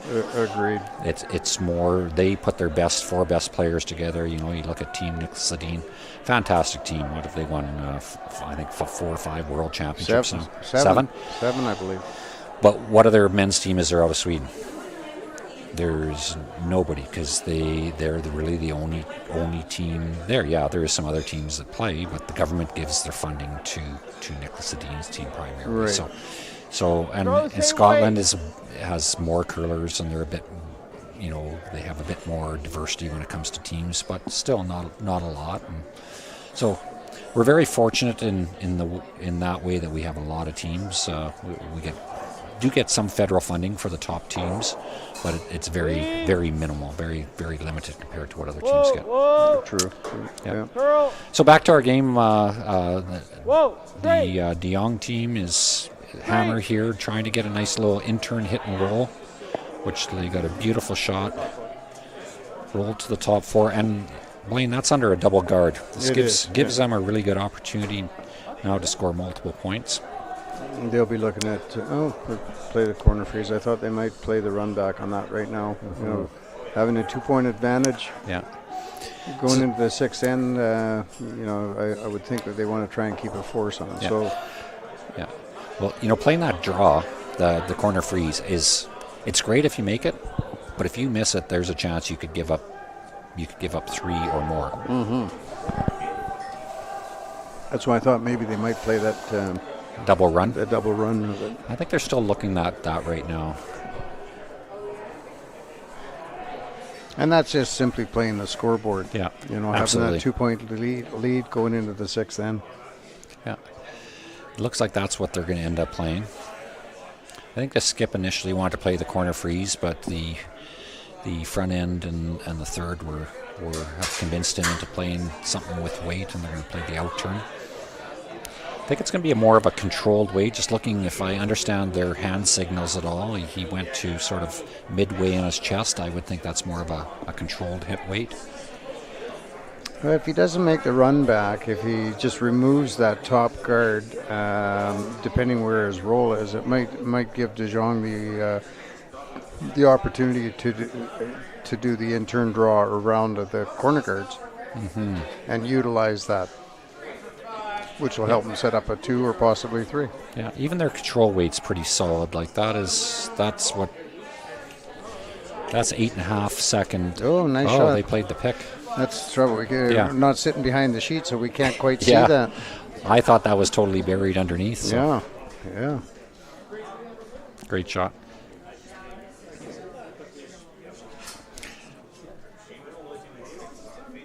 So Cameron's looking at the in-turn draw around the corner guard. Is that what he's playing? Yes, he is, yeah. And this is sort of similar to what Park made with his last in the fourth, which ended up forcing Jong to draw for his one. So I'm just going to get a little split on this to see if it'd be fairly close. It's fairly close to what Park threw on his in-turn, so should be in the ballpark. It's a little bit stronger, but Parks came down at the end here a bit. Looks like it's got a lot of room yet.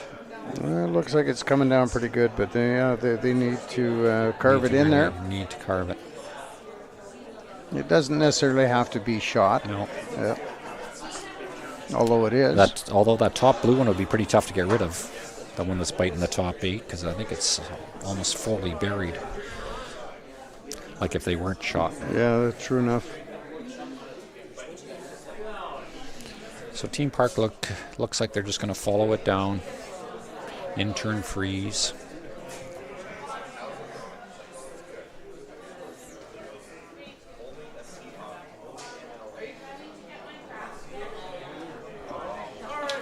I'm looking over at sheet B, Blaine. Nice to see Charlie Thomas out of retirement. I haven't seen Charlie on a curling sheet for a number of years. He's former world junior champion, great player. Actually, he moved, I believe. From what I've heard, he's was always in that Calgary area, Alberta area, and he's relocated to Saskatchewan. And I believe he was coaching a team last year. I can't recall which team, but I remember seeing him out on the ice as a coach.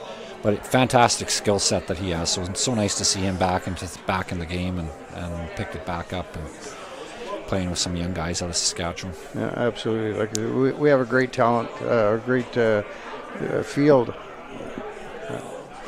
There's a lot of world champs, Olympic champs, Brier champs. Yeah. Big break for Team Jong here, with Team Park coming up short on that in-turn. Very fortunate break. I think they're looking at what to play. If they can play a quarter rock double and miss the red one, or do they just play the wide in-turn draw around to the 4-foot? They could play that double, but it just might leave another a double right behind it. It'd be a skinnier double, but if they double this way, leave their shooter top 12, potentially a double right behind it. Yeah. I think if I was skipping or throwing the rock here, I think I'd play the in-turn draw around right now to the top 4. Bite the top 4. Be the first one in. Yeah. That's what I would do. Yeah, it's not a bad call. I think any call is great if you make it, isn't it? That's right. I've seen sometimes when I think, that's not a very smart call, but then they go and make it perfectly, and then you say, oh, geez, that didn't turn out too bad for them. So. And I think a lot of times, as you know, Blaine, it's comfort level. Some people just don't have a lot of comfort on certain shots, and sometimes they have a lot of comfort on other shots, yeah. And I think Cameron heard me, and I think he's decided to go with the intern draw to the top four. Yeah, I really like. Great call, Kelly. Well, he hasn't made it yet, so but I really like this call. I think it's the right call. It's an aggressive call. It's you're going to be line 2 as long as you don't slide behind the tee line. You have to stay in front of that tee line top 4. I think if they could bite the top of the 4 here, because if you slide down to the button, they're just going to freeze onto it, and that's going to be tough for you to get your deuce. But if you can bite the top of the 4, that gives you the opportunity that if they make a mistake, you might get a 3 into here. If they just bounce and chop it and lie off it, you might get a shot at 3 here. This is the third's last shot. Yeah. Alex, I got to do a little research on Alex because I'd like to know where. Obviously, I would bet all the money I have in my pocket, Blaine, that he is from Manitoba, but I don't know that for sure. But just based on that delivery in that room, as we mentioned earlier, I would say he's got to be. Sweepers are going hard on this. They've got to go hard. Line is looking close. It's getting enticed that blue, but he is by it. Yeah, in there for a second shot. In there for a second, but he may. They left that. And Park team's looking at a potential double. I don't know that he gets the back one. I'm surprised they're not looking at just hitting this red, a quarter of this red, and making this double here. Kind of like a slash double. Yeah, slash double. Hit the red one that was just hit just a bit less than a quarter of a rock. It's pretty thin, but it's makeable. So they're looking at playing the 7/8 of a rock on that top blue and running it back onto the red, and the shooter sliding over, trying to double out the right. They think they can get rid of both reds doing this. And lay 3. So potentially, if he makes what he calls, Park could be laying 3 at the end of this. Yeah, I think the rock that Alex threw for the Jong team, I think he threw it great. Just another 2-3 feet of weight would have been perfect for him. Would have totally changed. He was probably pretty nervous about sliding too deep. And which is understandable. That's a tendency you have. Yeah, you want to make sure you give your sweepers a chance. He threw a lot of weight on this. Good shot, but I didn't see that as a real good outcome. If he hits it, that he could throw enough weight, make that shot sliding too deep, and double that out, which is understandable. If he curls an inch more, you want to make sure you give your sweepers a chance. He wouldn't have kept a lot of weight on rock over here. That would have went out, but he would have got rid of that one if it curls an inch more. That was but if it curls too much more, he misses it on the high side.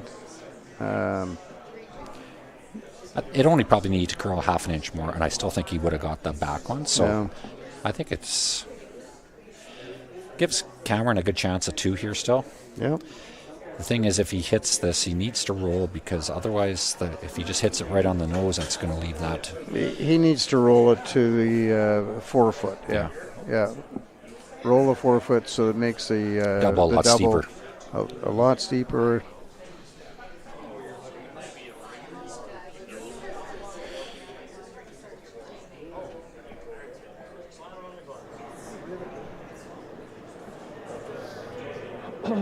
Board weight, hit and roll. So Cameron just indicated board weight, hit and roll. So they are going to try to roll probably to the center line or just short of the center line. As Blaine mentioned, try to make that a lot steeper, that double for Team Park.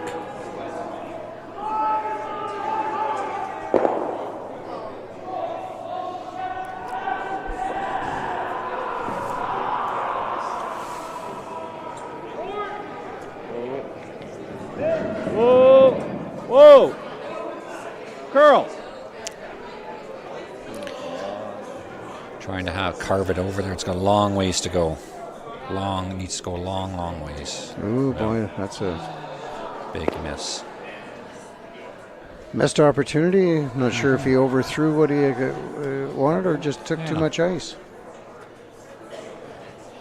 Called board. Or didn't get out to the broom. Yeah, called board weight on it. didn't seem to be too, like the sweepers weren't indicating out of his hand that it was way too much weight, so I'm thinking that was close to the weight he wanted to throw. Well, he's gets rid of this one and just puts the force on Cameron to make a draw probably to the 4-foot for his 1 point against 4. Yeah, it'll be a high pressure draw, that's for sure.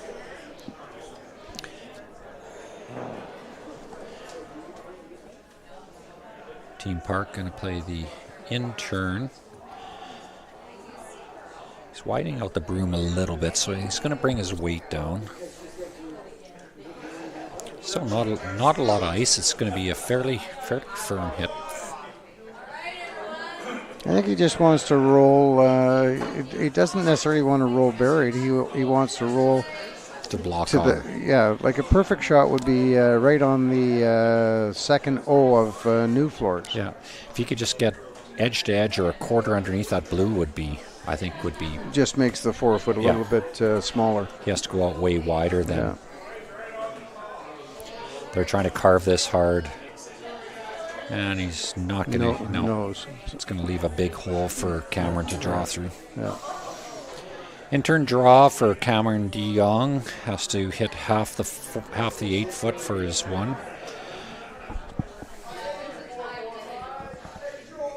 Fairly consistent ice though, Blaine. They're taking 3-4 inches into the 12-foot for a draw to the button. That's been, I think, fairly consistent all over the sheet. We'd have to take about edge of 12. You're exactly right.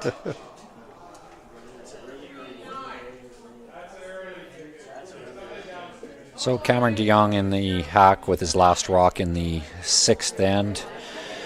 Down 3-1. He needs to make a draw here to the half 8-foot to get his 1 point to keep this game close and give him an opportunity to win. Sweepers are on and off. Right now they're thinking it's a bit strong. Yeah, it's coming down. They want to keep it clean. I think the line. Oh, the line's not. I think the line will be fine. It's curling a bit. The line will be good. Oh, nice little shot. Rub there. Yeah, a little rub. So a single for Cameron de Jong in the 6th end. So that'll make the score 3-2, and we'll take the short break away from the action for a commercial break.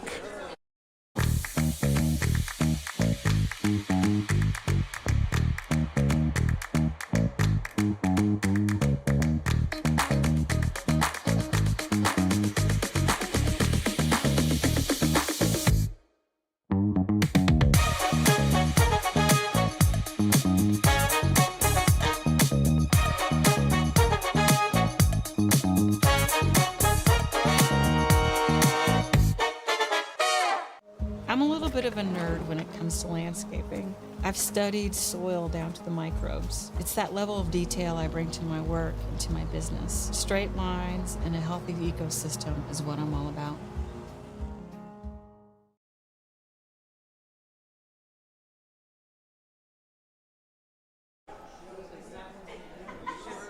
Still not sure whether I'm amazed or annoyed that they can do what they do with the same stuff that we use.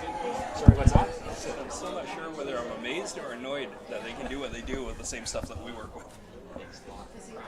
Oh yeah.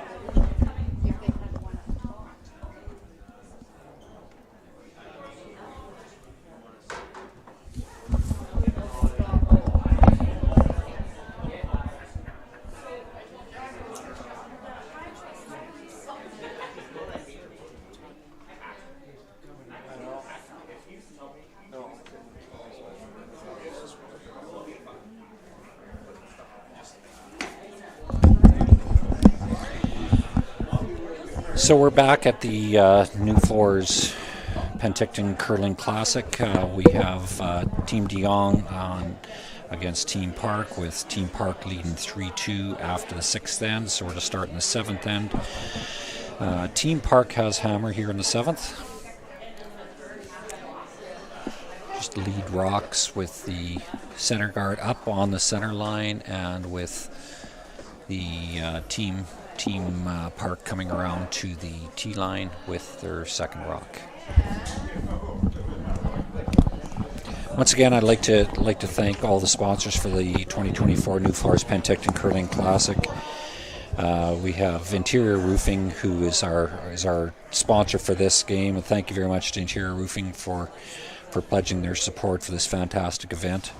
As I mentioned before, these type of events wouldn't be able to be held without the great sponsorship. And also, one thing I haven't mentioned is all the volunteers that it takes to hold an event like this. You know, I look around the rink and I see a number of volunteers that take the time to take the time out of their day to volunteer.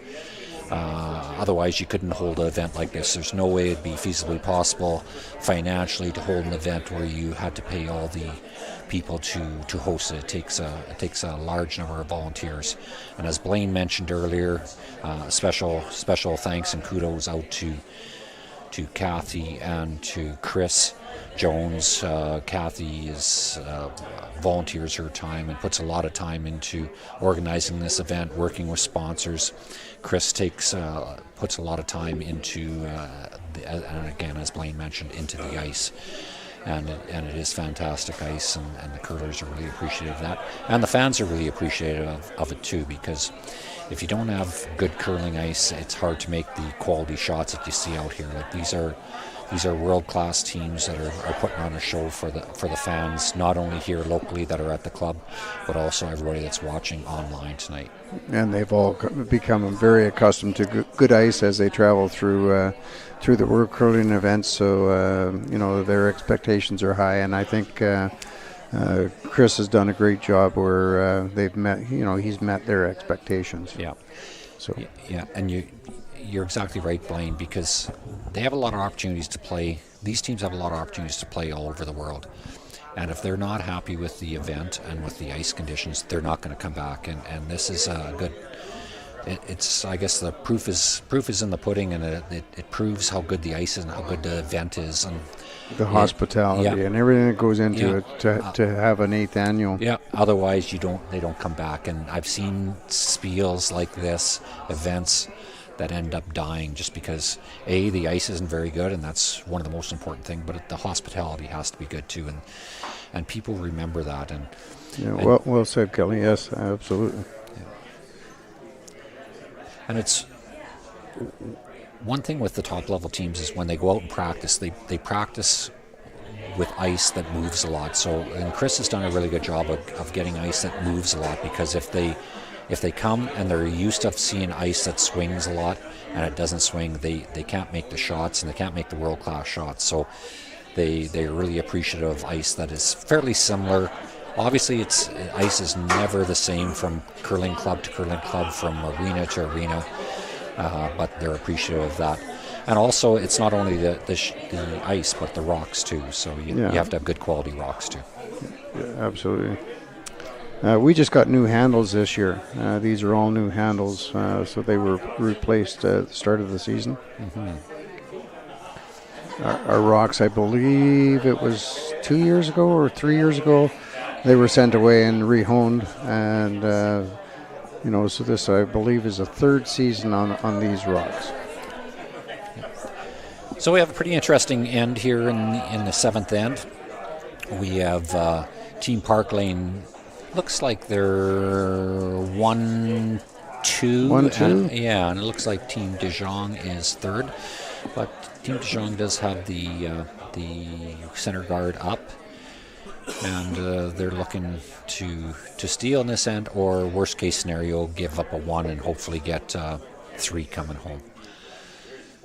So they're just throwing up a guard right now. Going to try and double guard. One thing that's really important in this shot here is to try to be totally in line with the other red guard, because if you are on an angle, that allows a double peel. So they'll try to just touch the center line with the edge of this red rock. So that's why they're trying to carve it over now. Didn't quite get there. No, it has left a bit of an angle, which I think you'll see Park try to make the double peel now. But ideally, if you can leave it dead in line with the other one, you can't get rid of both of them without leaving at least one center guard. So. Now, correct me if I'm wrong here, Kelly. In the event of a tie, they are going extra ends, correct? Well, you know what, Blaine?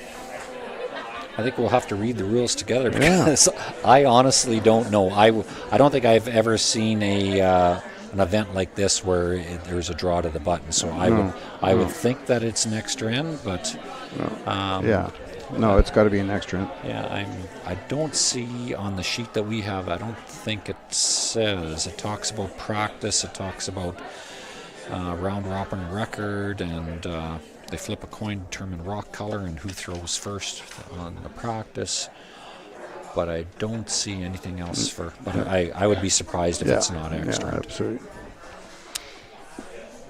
So I mentioned earlier about ice slowing down in the middle, and I'm not really seeing it so far here. I'm going to get a hog to hog time. Their team Jong is playing this intern come around right now. Because sometimes you'll see in the later ends it'll start to fudge a little bit in the center line there, and in the back part of the house there, or the whole part of the house down that 4-foot line where there's all the sliding taking place. Sliding, sweeping, wears the pebble down, and the rock fudges as it comes into it. Yeah. So I'm not seeing it there, Blaine. I got a 14.7 on that, and I was right to the tee line, so I'm not seeing any flattening. One other thing that can change too is airflow. Sometimes you'll go to clubs, and when other teams leave the ice and it cools down, or if heaters kick in, and sometimes you'll see the way that rocks slide will be different. So you have to be really conscious of that as a team, knowing how ice conditions change as teams leave the sheets or come onto the sheets, or as fans kick in, heaters kick in, and every club's a bit different and has its own little nuances. So you have to be conscious of those. Yeah, right. And as you mentioned, the weather outside has a big bearing on it as well. But it does. We've got pretty good conditions here right now. Yeah. And that's sorry, Blaine. I was going to say, not like Vancouver last weekend when they had the atmospheric river that presented a lot of moisture. Yeah, unfortunate for the people there that had to go through that. That's scary for them. Yeah, absolutely. Yeah, and that's one thing. And Blaine, I like I said, I've only lived out in BC here for now, just over a year. But I remember curling out in they used to have a really big cash spiel in Kelowna, and I played in Kelowna and Vernon a number of times, and I just always remember ice was being a bit heavier there, and I always thought it was humidity related. Maybe it wasn't. But a question for you, Blaine, is when you get out into the coast, do they have dehumidifiers in any of the rinks out there, any of the curling rinks, to reduce the humidity, or did they just play through that and it creates frost on the ice? No, I've played in clubs in the coast there where I've seen dehumidifiers, and played lots in Vernon and Kelowna and stuff too, and a lot of it is the rocks, how the ice is done. It's a real art, and these guys that produce good ice. When you talk about Vernon, you got Merklinger, who's done ice for Briar's Worlds, Olympics. He's doing the ice in the club there, and the odd time I've played there where the ice is a little bit heavier. Yeah. When I haven't played there recently in either one of those clubs. When I was playing there in cash spiels, would have been in the late 80s, early 90s, and there's been a lot of science and a lot of more understanding on ice conditions and how to nip and how to what type of pebble heads to use and how to control a lot of these things. But back then, I don't think they knew as much about it. Nice shot. Yeah, great shot. Great shot. Well, we get back to this game here a little bit where right now Jong is sitting nice. Lying, it looks like second, maybe third, and fifth rock, but set up very well with the angles. Very good, yeah. I would say Parks, based on my old eyesight, it's pretty close. I would say Parks first and third, but he might be first and fourth too. And Park has hammer playing the sixth, or playing seventh. Playing seven, yeah.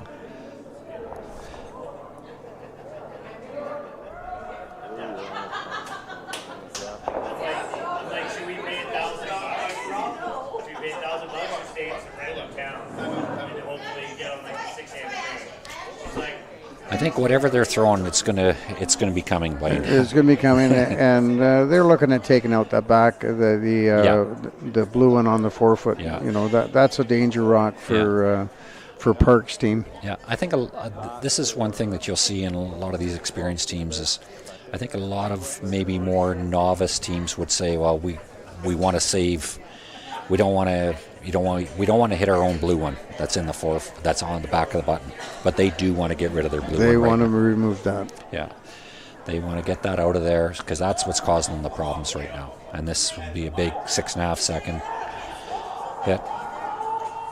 He's tight. He's tight. Looking, he's very tight. yeah. And he's not going to get rid of that back blue one. No.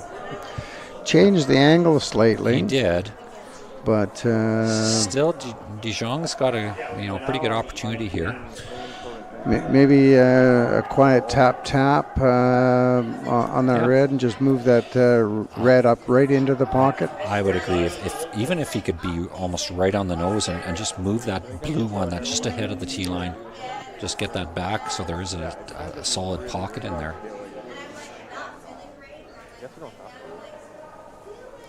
You know, maybe if you can tap that with your shooter, stay on the high side of that top one, might set up an angle where you can't play a run back without taking out one or two of your own.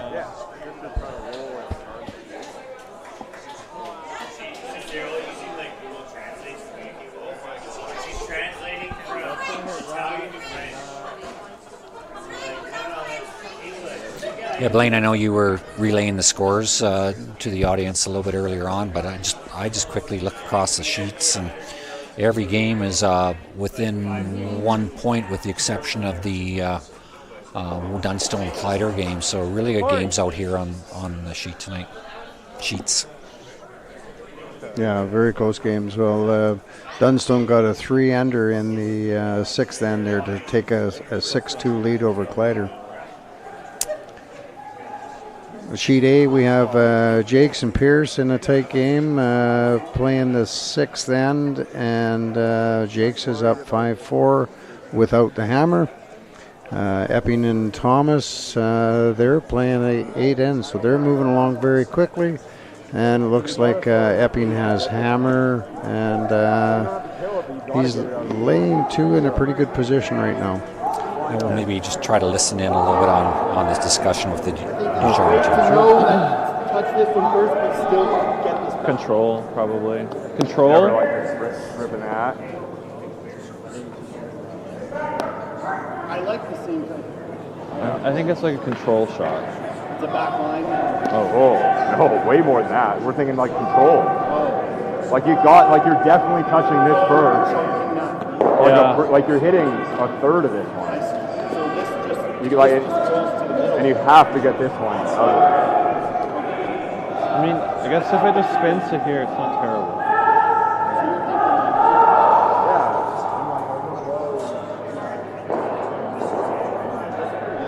I do, yeah.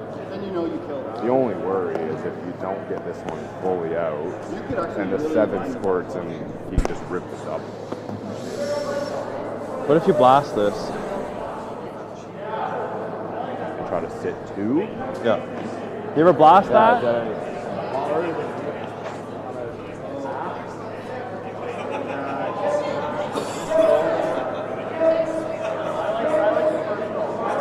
Okay. I would rather. I think he's in a pretty good position if he was just get to the nose, move that back 6-8 inches. Yeah, I agree. I'm not sure blasting that it would just open things up, and he's going to leave a double of some sort for Park. Probably to lie 2. So I would agree with you, Blaine. I'd be playing something soft. I wouldn't be playing like they're throwing this hard, and I think that's going to maybe. Depends on where the rocks lay. It could leave Park a double or a triple when it's all said and done. I would think Cameron's in a good position if he was able to just move that back a little bit. Good position to steal one, if nothing else, maybe force one. Okay. Force one, he'd be 2 down coming home without and have to go hard for his 3. Or 2 down coming home with. Or sorry, down 2. Yeah, with. Yeah, with. Whoa. Yep. They threw like a control weight. Hard. Now they're over curling a bit here.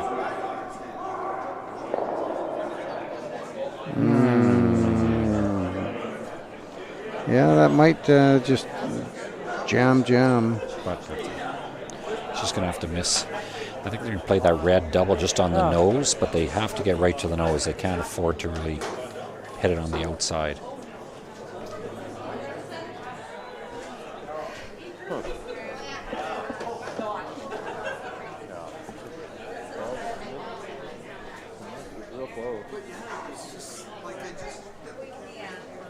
What if he just plays the top double, skinny double? Just remove both those. Could do that. It should open up. He should have a shot either with a in-turn or an out-turn,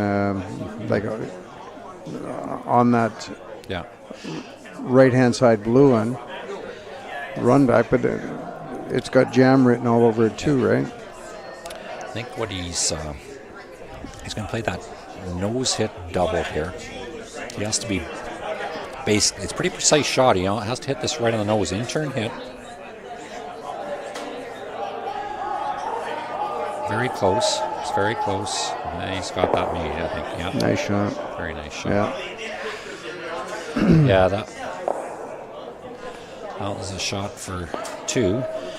So at the end of 7 ends very close. Team Park after scoring 2 leads 5-2 coming home. Yeah. We'll take a short break. Sponsors.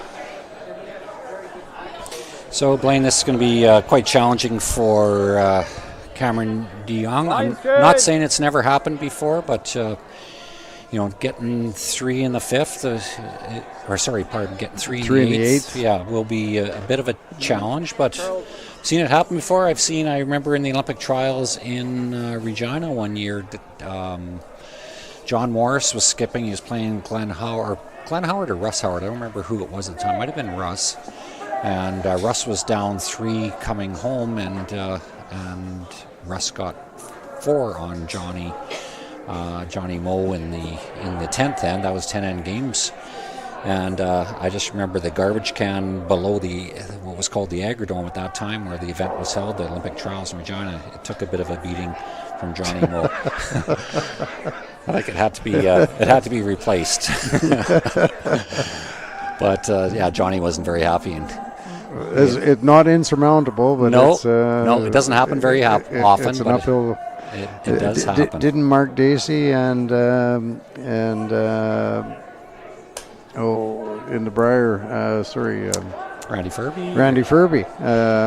He got 3 coming home. I remember that. I don't think it was 4, but was it 3? But that was old rule too. I don't know if that was even free guard zone, was it? No, I don't think it was. Yeah, they got the staggered guards, and they drew around in the top. Like the Rocks were in the top 12, if I remember right. Yeah, exactly. He drew around one in the house here. Yeah, that was up in Saskatoon. I can't remember if it was he got 3 or got 4, but it was something that kind of sticks in my head a little bit. Well, especially against a team that hit so well as the Furby Nettowan team back then. That didn't happen to them very often. No. But there's been a lot of, Johnny Moe, I spoke about the garbage can. He's a fantastic guy and obviously a fantastic player, a 2-time Olympic gold medalist. And he was young at the time. I remember playing against him in the Briar in 2002, and he had Brent Lang and Brent Lang actually was playing lead for him at the time. And we beat them for us to go into the playoffs. And Johnny was not that happy. He didn't destroy any garbage cans or anything. He was actually not nice. That was visible. No, he was very respectful. I've always liked John. I have a ton of respect for him. He's a great guy and one of the best guys in curling. You won't find much nicer guys than Johnny Moe. And back to our game, so Cameron, there is a couple rocks out front, so that's the positive thing. Unfortunately, the numbers, Team Park will start to eliminate, and the numbers won't be in his favor as the end goes on here. He's going to need a couple misses from Team Park to get back in this game.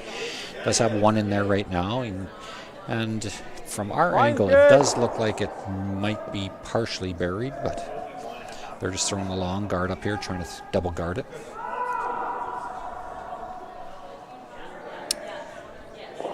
Let it stop.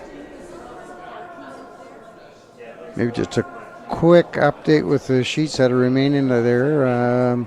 The Epping and Thomas game is they've left the ice, but nobody's put up a score, so we don't know who won that game. They were tied up coming home. Epping had a hammer, so I'm sure we can get back to you on that one if we get an update.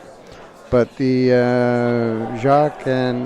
Jakes and Pierce game, they're playing the 7th end.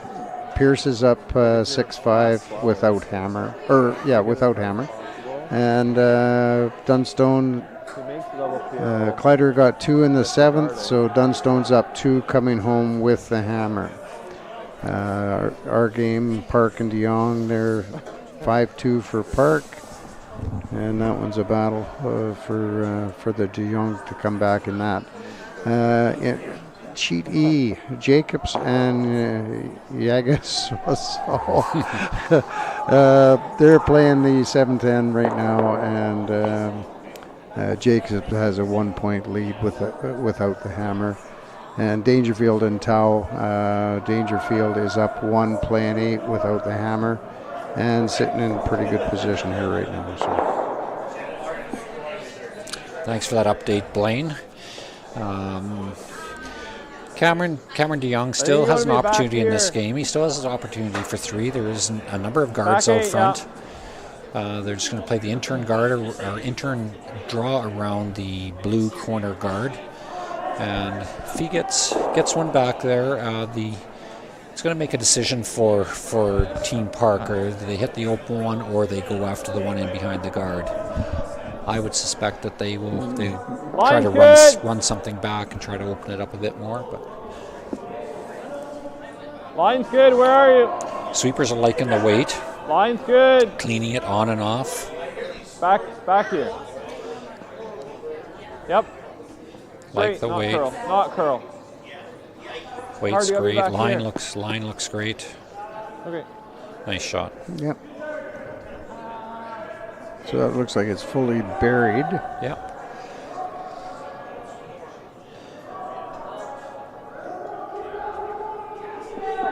Team Park discussing what they want to try to do here.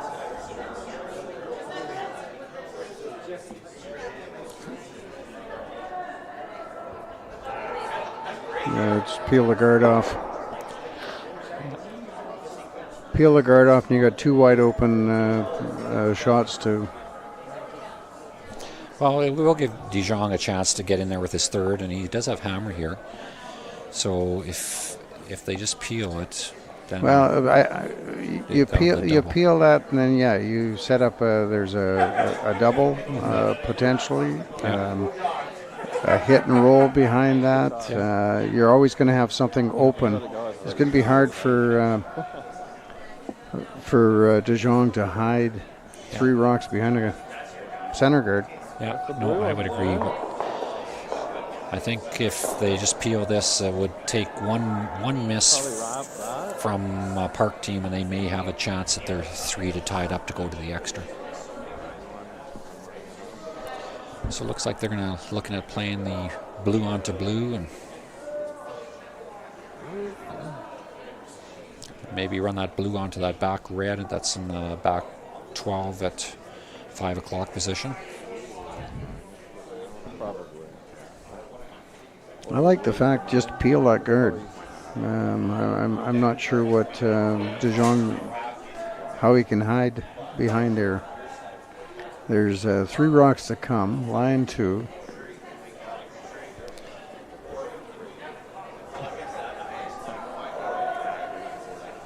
I like a back eight, please. Is it hard to read the speed? He could play to run that into the top red one, just outside of the house, but a slight error, and somehow you could push him into the house, or just leave another center guard there. Just like that. Yeah, they got a bit fortunate the way they lined up there. Mm-hmm.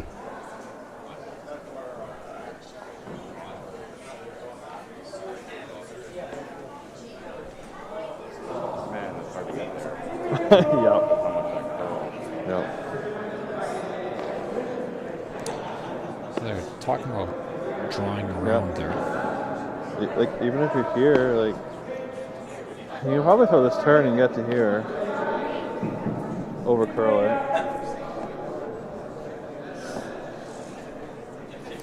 Do you ever move that and try and spin in?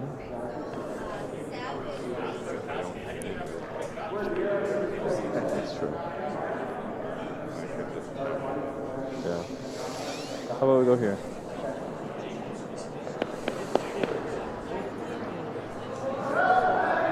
Just does want to. It's like once you're by, we're carving it to.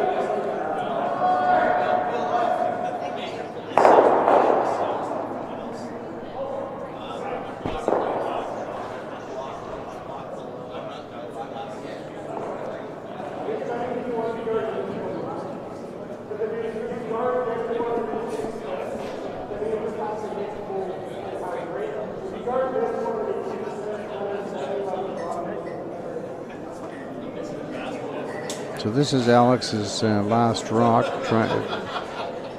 Probably wants to be back 8.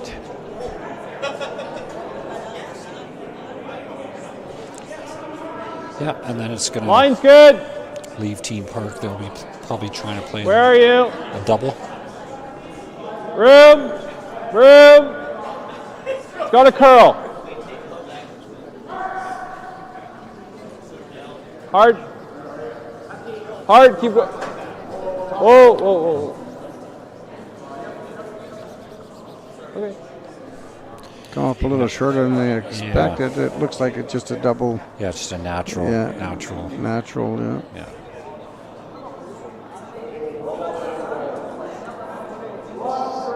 Slow down there, I think. It's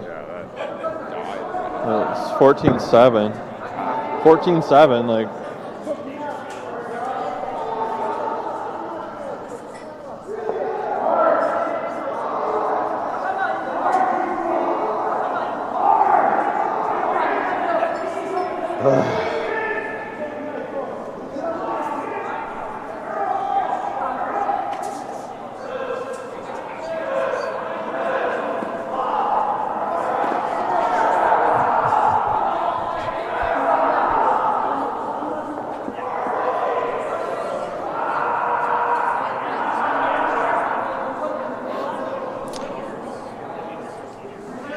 This will all depend on. There'll be a bit of. There's probably not enough separation. Really there'll probably be a bit of a drag effect to it. So that's what they're talking about. Whether it pops out. Yeah, that's what they're talking about right now. Is which side to hit it on. I don't see him doing that, but.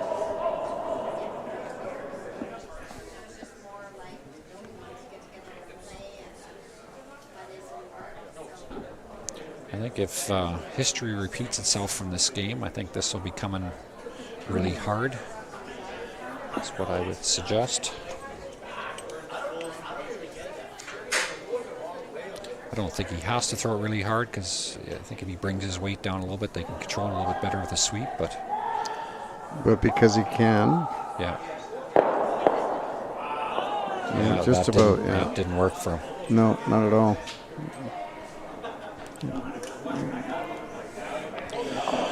Jong's. So where do you place this rock, Blaine, which makes it the toughest for him to make a double? That's what Cameron DeJong is talking about. Well, he's already got a doubles potential with that one closest to the tee line. It definitely does. It's a long double, but it's obviously it's makeable. So you could go there. Yeah. Or you could go right. Yeah. I think that's probably the best place, but you don't want to run out of rings and not have to make the guy throw the last one. So right. I think regardless where he puts this one, unless there's an easier slash double, he's going to be playing. He's going to be playing that. You think speed that will be outside fine still here? Like I think it's coming down in that path. Double on the left-hand side. This one. If you heard what Cameron just said, he said, I think it's coming down on that path. And what he means by that is he thinks it's maybe just a little bit slower than it was a few ends ago. Like even top eight's fine. Well, Corey had mentioned on their last draw that came up a bit short. They threw a 14-7, and which before was going to be T-line. And that came up a little bit short. So they are recognizing that it's coming down a bit. Line's good. Sweepers like the weight. Just keeping it clean right now. Still like the weight. Now this is coming away from the center line, so this should have good pebble out here, so it should slide for them. Good position. Yeah, very good position. Good sweep. So he could play the double that way. If he plays that and doesn't make the double, then he's got to draw for his three to tie the game. Yeah, he's got three different ways he can play the double here. Yeah. He can play just off the nose, which looks like he's going to play 3/4 of a rock. Yeah. Where's this end been all game? Or he could play a crosshouse double this way, or he could go to that one over there at sort of that 8:30 position and play that double. So good execution by the Jong team to get themselves in a position where, they were forcing the Park to make a double. Otherwise, there's a tie game going extra end. Yeah. Good fight in them. Like some teams down 3, they would just almost give up and just go through the motions. But it's good to see them fighting and absolutely working hard to try and get their 3 in. And we'll see what happens here. If in turn hit, he's going to try and hit just off the nose, 3/4 of a rock. There's, hard. They right were out of his hard hand. on right out of his hand, yeah. On, off. Oh. And Did he it didn't hang? get it. Oh, it hung on. And that's going to be a draw for Draw three. for 3. They just missed the line call on that a bit, Blaine. So they were on off, and if they Right, were they need to be sweep on it. that. Yeah. Hard, Like they were right out of his hard hand, on right actually. out of his Replay hand. right now. Yeah. They stop sweeping right there. If they keep sweeping that, they make that shot. Yeah. Oh. They only have to keep that like a half a millimeter straighter. Well, key shot. Cameron's been pretty close with his draw weight there all game, so I would suspect he will be bang on again. Yeah, I would think so.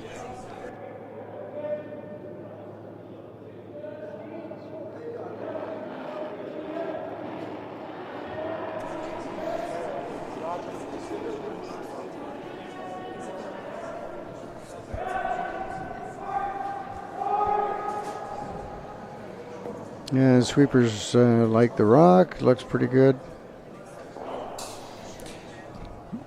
Yeah, very nice shot. T-line. Going extra in there, folks. Yeah, great fight back for Team Jong. Looks like they're going to push the rocks back. Push the rocks back and play back to us. Play back this way. So at the end of 8 ends, we're going to be going to an extra end. The score is 5-5, and we'll be back in a moment after.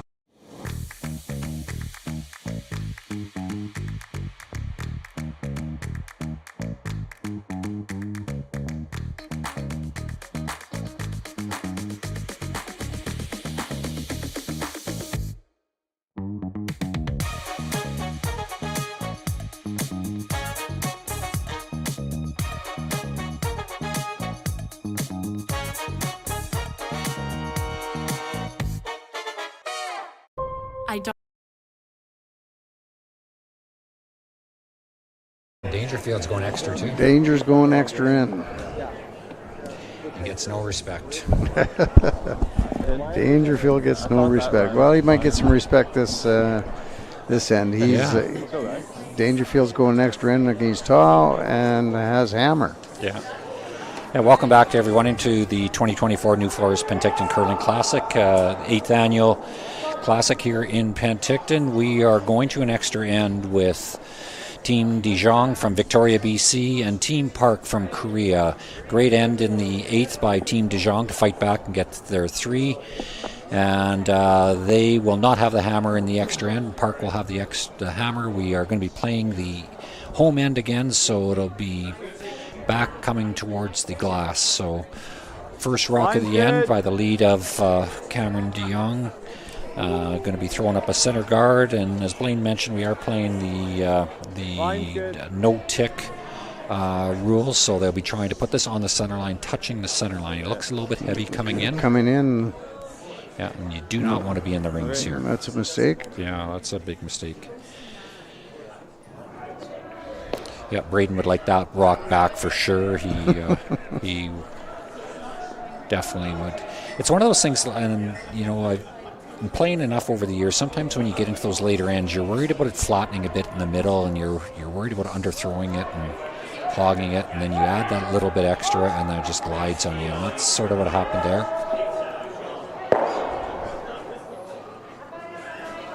Well, with the 5-rock free guard zone, he's going to have another opportunity to throw one up. Absolutely. On the center line, so that they can't be removing it until the 6th rock.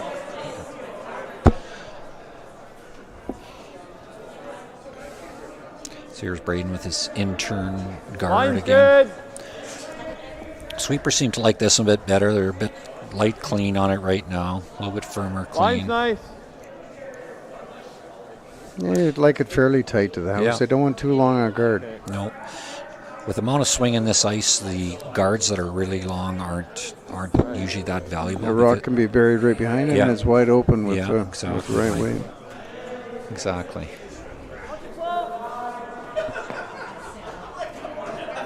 So the Park team's going to come right around that guard, try to come top 4. They're initially talking about going with the out turn, but they've elected the in turn come around. Top 4 is the call. Even another just quick update there. sheet A on Jakes and Pierce are playing 8th end, and Pierce has hammer tied up 6-6.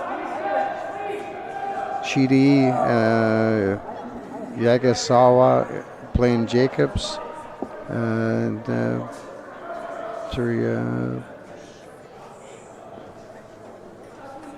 Jacobs is they haven't pushed the 7th up. Oh no, I'm sorry, they blanked the 7th. So Jacobs is 1 up without hammer coming home. Line's And good. Dangerfield and Tao are tied up coming home, or extra end with Dangerfield having hammer. It's got a curl.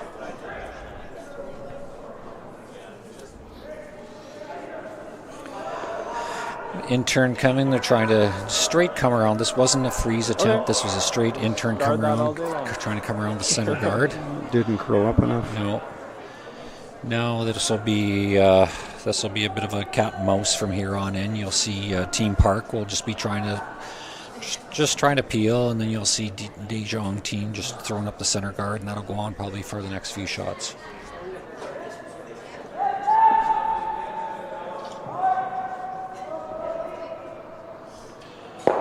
And no doubt on that one, when you can throw that velocity, you got a lot of room for error. As long as you hit the rock, even if you hit it 7/8, you're rolling right out of play. Halfway high. Which they did in that case there.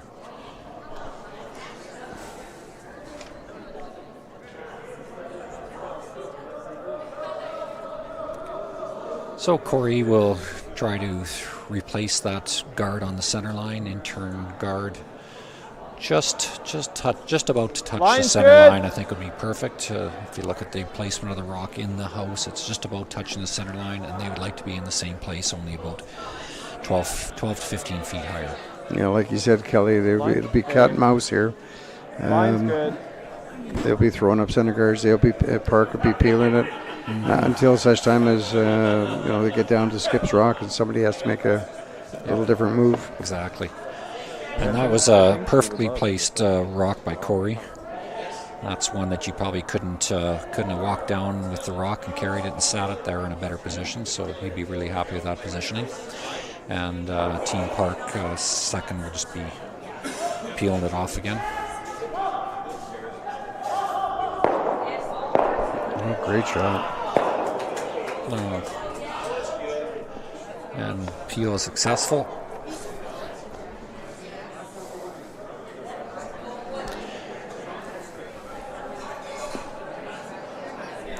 Now we'll be going to third rocks. Alex will be throwing. Alex forgot his broom down the other end, so he had to come down and get his I'm not sure what you call that, Blaine. That's some people would call it a corn broom. I'm not really sure if that's you can call it a corn broom anymore. I don't know what's underneath that duct tape or whatever he's got there. Taped up and shortened and yeah. Oh my. I remember the days though when we used to use those sweep with them. Sweep with them. Yeah. Not quite in that condition, but yeah. It always amazes me how they don't burn the rock with their sliding broom. Mm-hmm. Sometimes it's within an inch, but yeah, absolutely. It's interesting the evolution of the broom. Mm-hmm. Oh yeah, for sure. Hey, going back. 80, 90 years, 50 years ago. And Curl. It didn't quite come up enough. No. Leaves that back one exposed. It does. But I think they're going to peel again because if you ever they don't have a choice but to peel it. As I say, I think they'll play cat and mouse like this until Skip Stone. But yeah. Although it is a really long guard, if they ever make that red one go away, even if they lose everything in the house. Yeah, they're talking about it.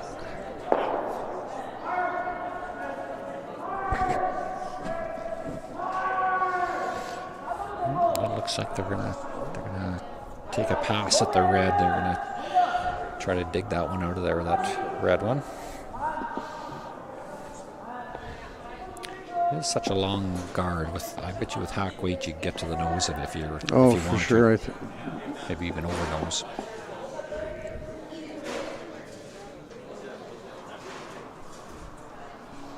So that looks like what he's going to do. Probably throwing a bit more than hack, I think. Board weight type hit. Get to the nose of that. Absolutely. Then it would be tough for Jong to bury anything behind it without having a short run back. Mm-hmm.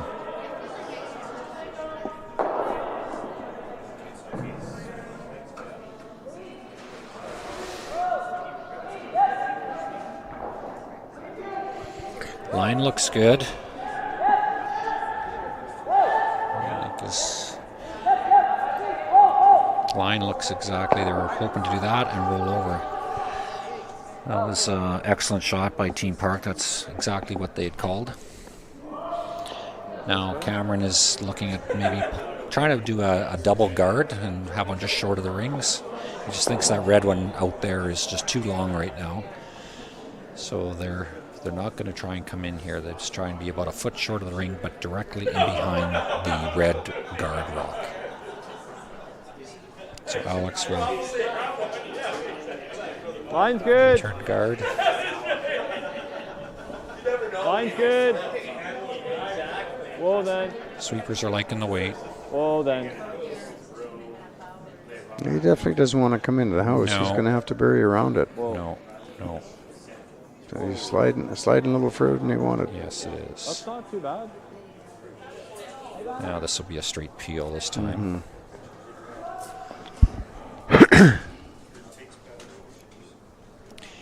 You hate to reflect on one miss in this end, Blaine, but that, unfortunately, that first rock that slid into the rings really changed the complexion of this whole end. Yeah, in that five rock free guard zone, you need all the garbage up front you can get. Yeah, you need to get that double. If you want to give yourself a really good chance to steal, or a good chance of stealing, you need to.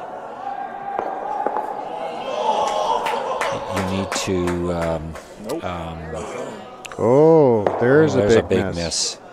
Yeah, very big miss. Yeah, I wasn't expecting that. No, not at all.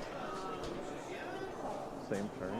Yeah, just to finish what I was saying, typically in these ends, if you want a good chance to steal, you need to get those double guards up. You need to get the one touching the center line longer, and you need to get one tight touching the center line and right in line with each other. Where they can't be touched. Yeah, and that's when you're going to give yourself that opportunity to steal. But you know what? After a miss like we just seen there, it's going to be interesting last 4 rocks, I guess, left. Do we ever hit and roll? So we'll just listen in to hear what De Jong and Horvath are talking about right now. Yeah. Might not even show. Doesn't really matter, but like to get it buried all the way here and just make that pretty neat. Try and get there. I'm just thinking I'd like to get fully buried so if he makes it. Okay, let's go the out turn then. With that long guard, I mean, you can throw a hack weight and get to the nose of that red one. So if they do bury one around there, it'll give them a pretty good opportunity.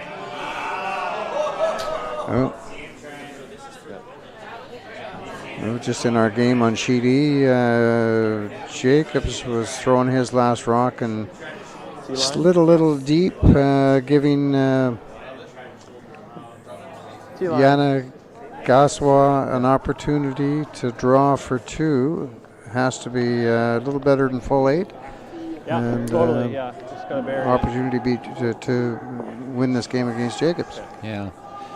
Okay, let's make it. Been trying to keep my eyes on our sheet, but yeah, I'm like you, Blaine. Yannick Zawa's team has made 2 fantastic shots. His hand is to run back. Yeah, because Jacobs had them in some pretty big trouble, and now he's got an opportunity to draw for 2 for the win, and all he has to do is hit a bit more than full 8.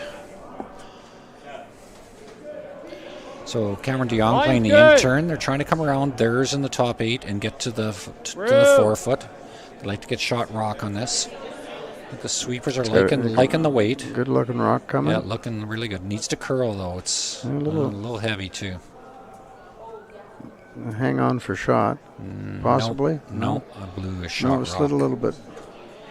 Yeah, about 2 feet heavy, eh? I think the sweepers 2-3 feet heavy. swept that a little bit too much, but in defense of the sweepers, it's always tough in the later ends to know when that rock is going to get a little bit more into that slide path and start dying. I got rocks in the house. Okay.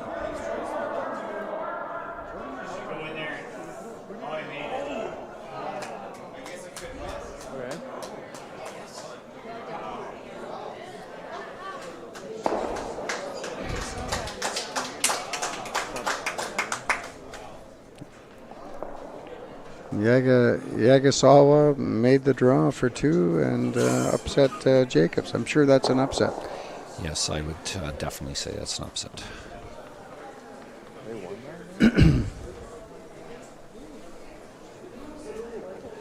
Like I said earlier, I didn't get a chance to see much of that. I was trying to keep my eyes on our sheet that we're broadcasting here, but just when I glanced over the odd time, Yannick Sawa's team was making some great shots. So.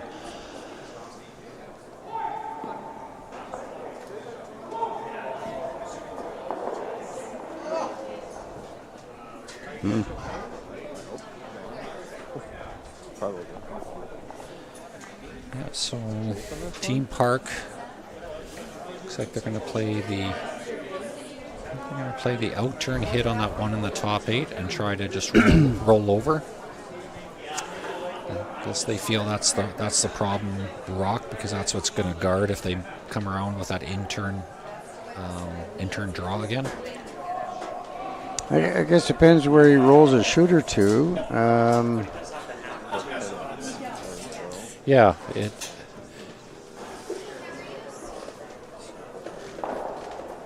think the worst. I think he's trying to roll a shooter in front of the other blue. I think as long as he makes something go away here, he's going to have, I think, a fairly easy shot with this last one.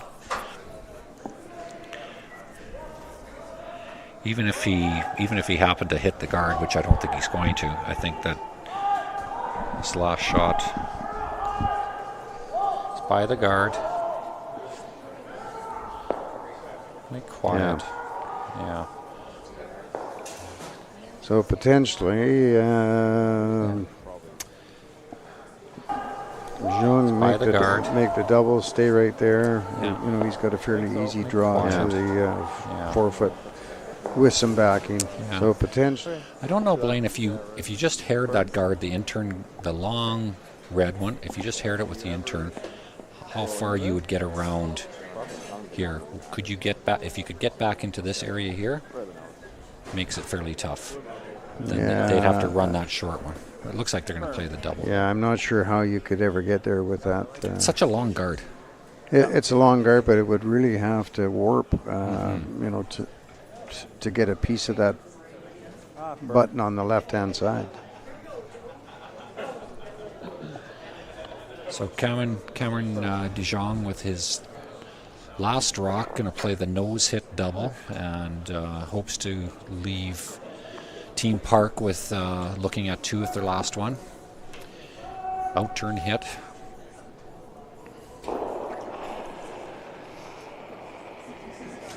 Out of his hand. Whoa, curl.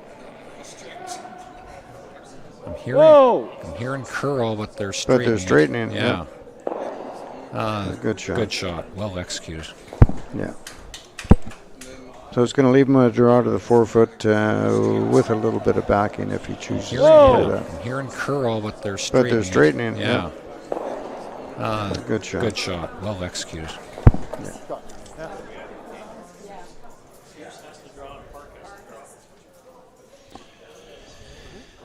Yeah, I guess they could play it with. They could play it with an out turn just the same, right? Yeah. I think the in turn is the shot. They seen Cameron DeJong's first shot go down there, so they know the line. They watched it go down. Probably got a pretty good idea for the how it's sliding in that path. Over in sheet A, Pierce is throwing a draw to the 8 foot for the win.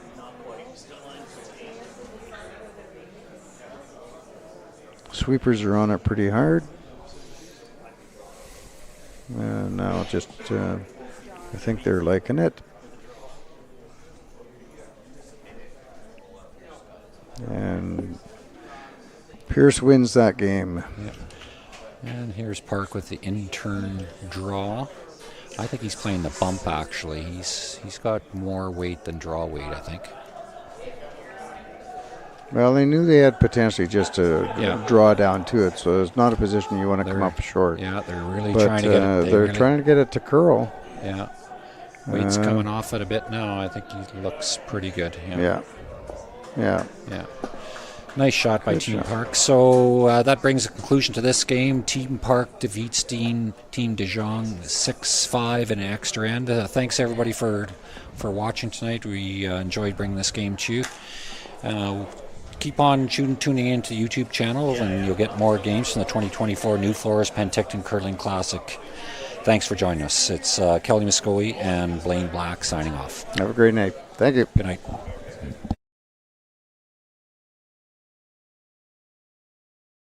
I don't remember a time when curling wasn't a part of my life. When I wasn't putting in the sweat and hard work to be the best that I can be. Clocking in the time, the effort to practice day in, day out. Curling is more than just a game. It's a family, a community. And when it's time to play, I know I'll be ready. Hardline, supporting hundreds of our next generation athletes.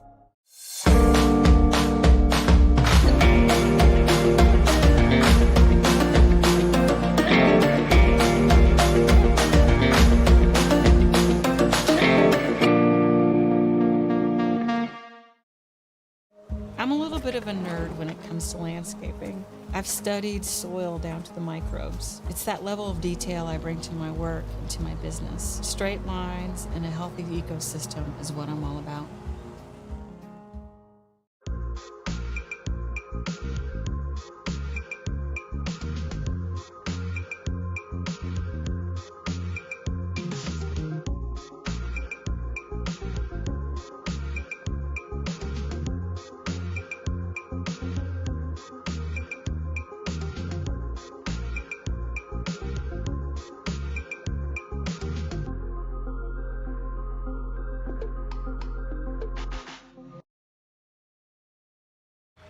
Running the sanctuary absolutely brings me peace.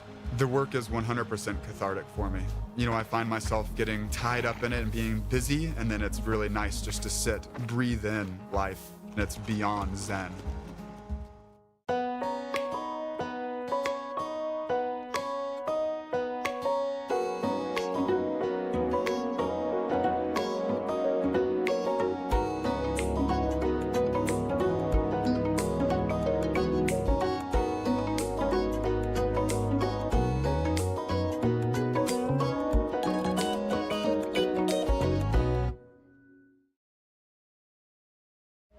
Here at Red Arena, we are trying to help people through equine therapy. Working with the veterans has been a very amazing experience. Our little motto that we always say is empowerment through horses. I love what I do. I'm just happy to be a part of it.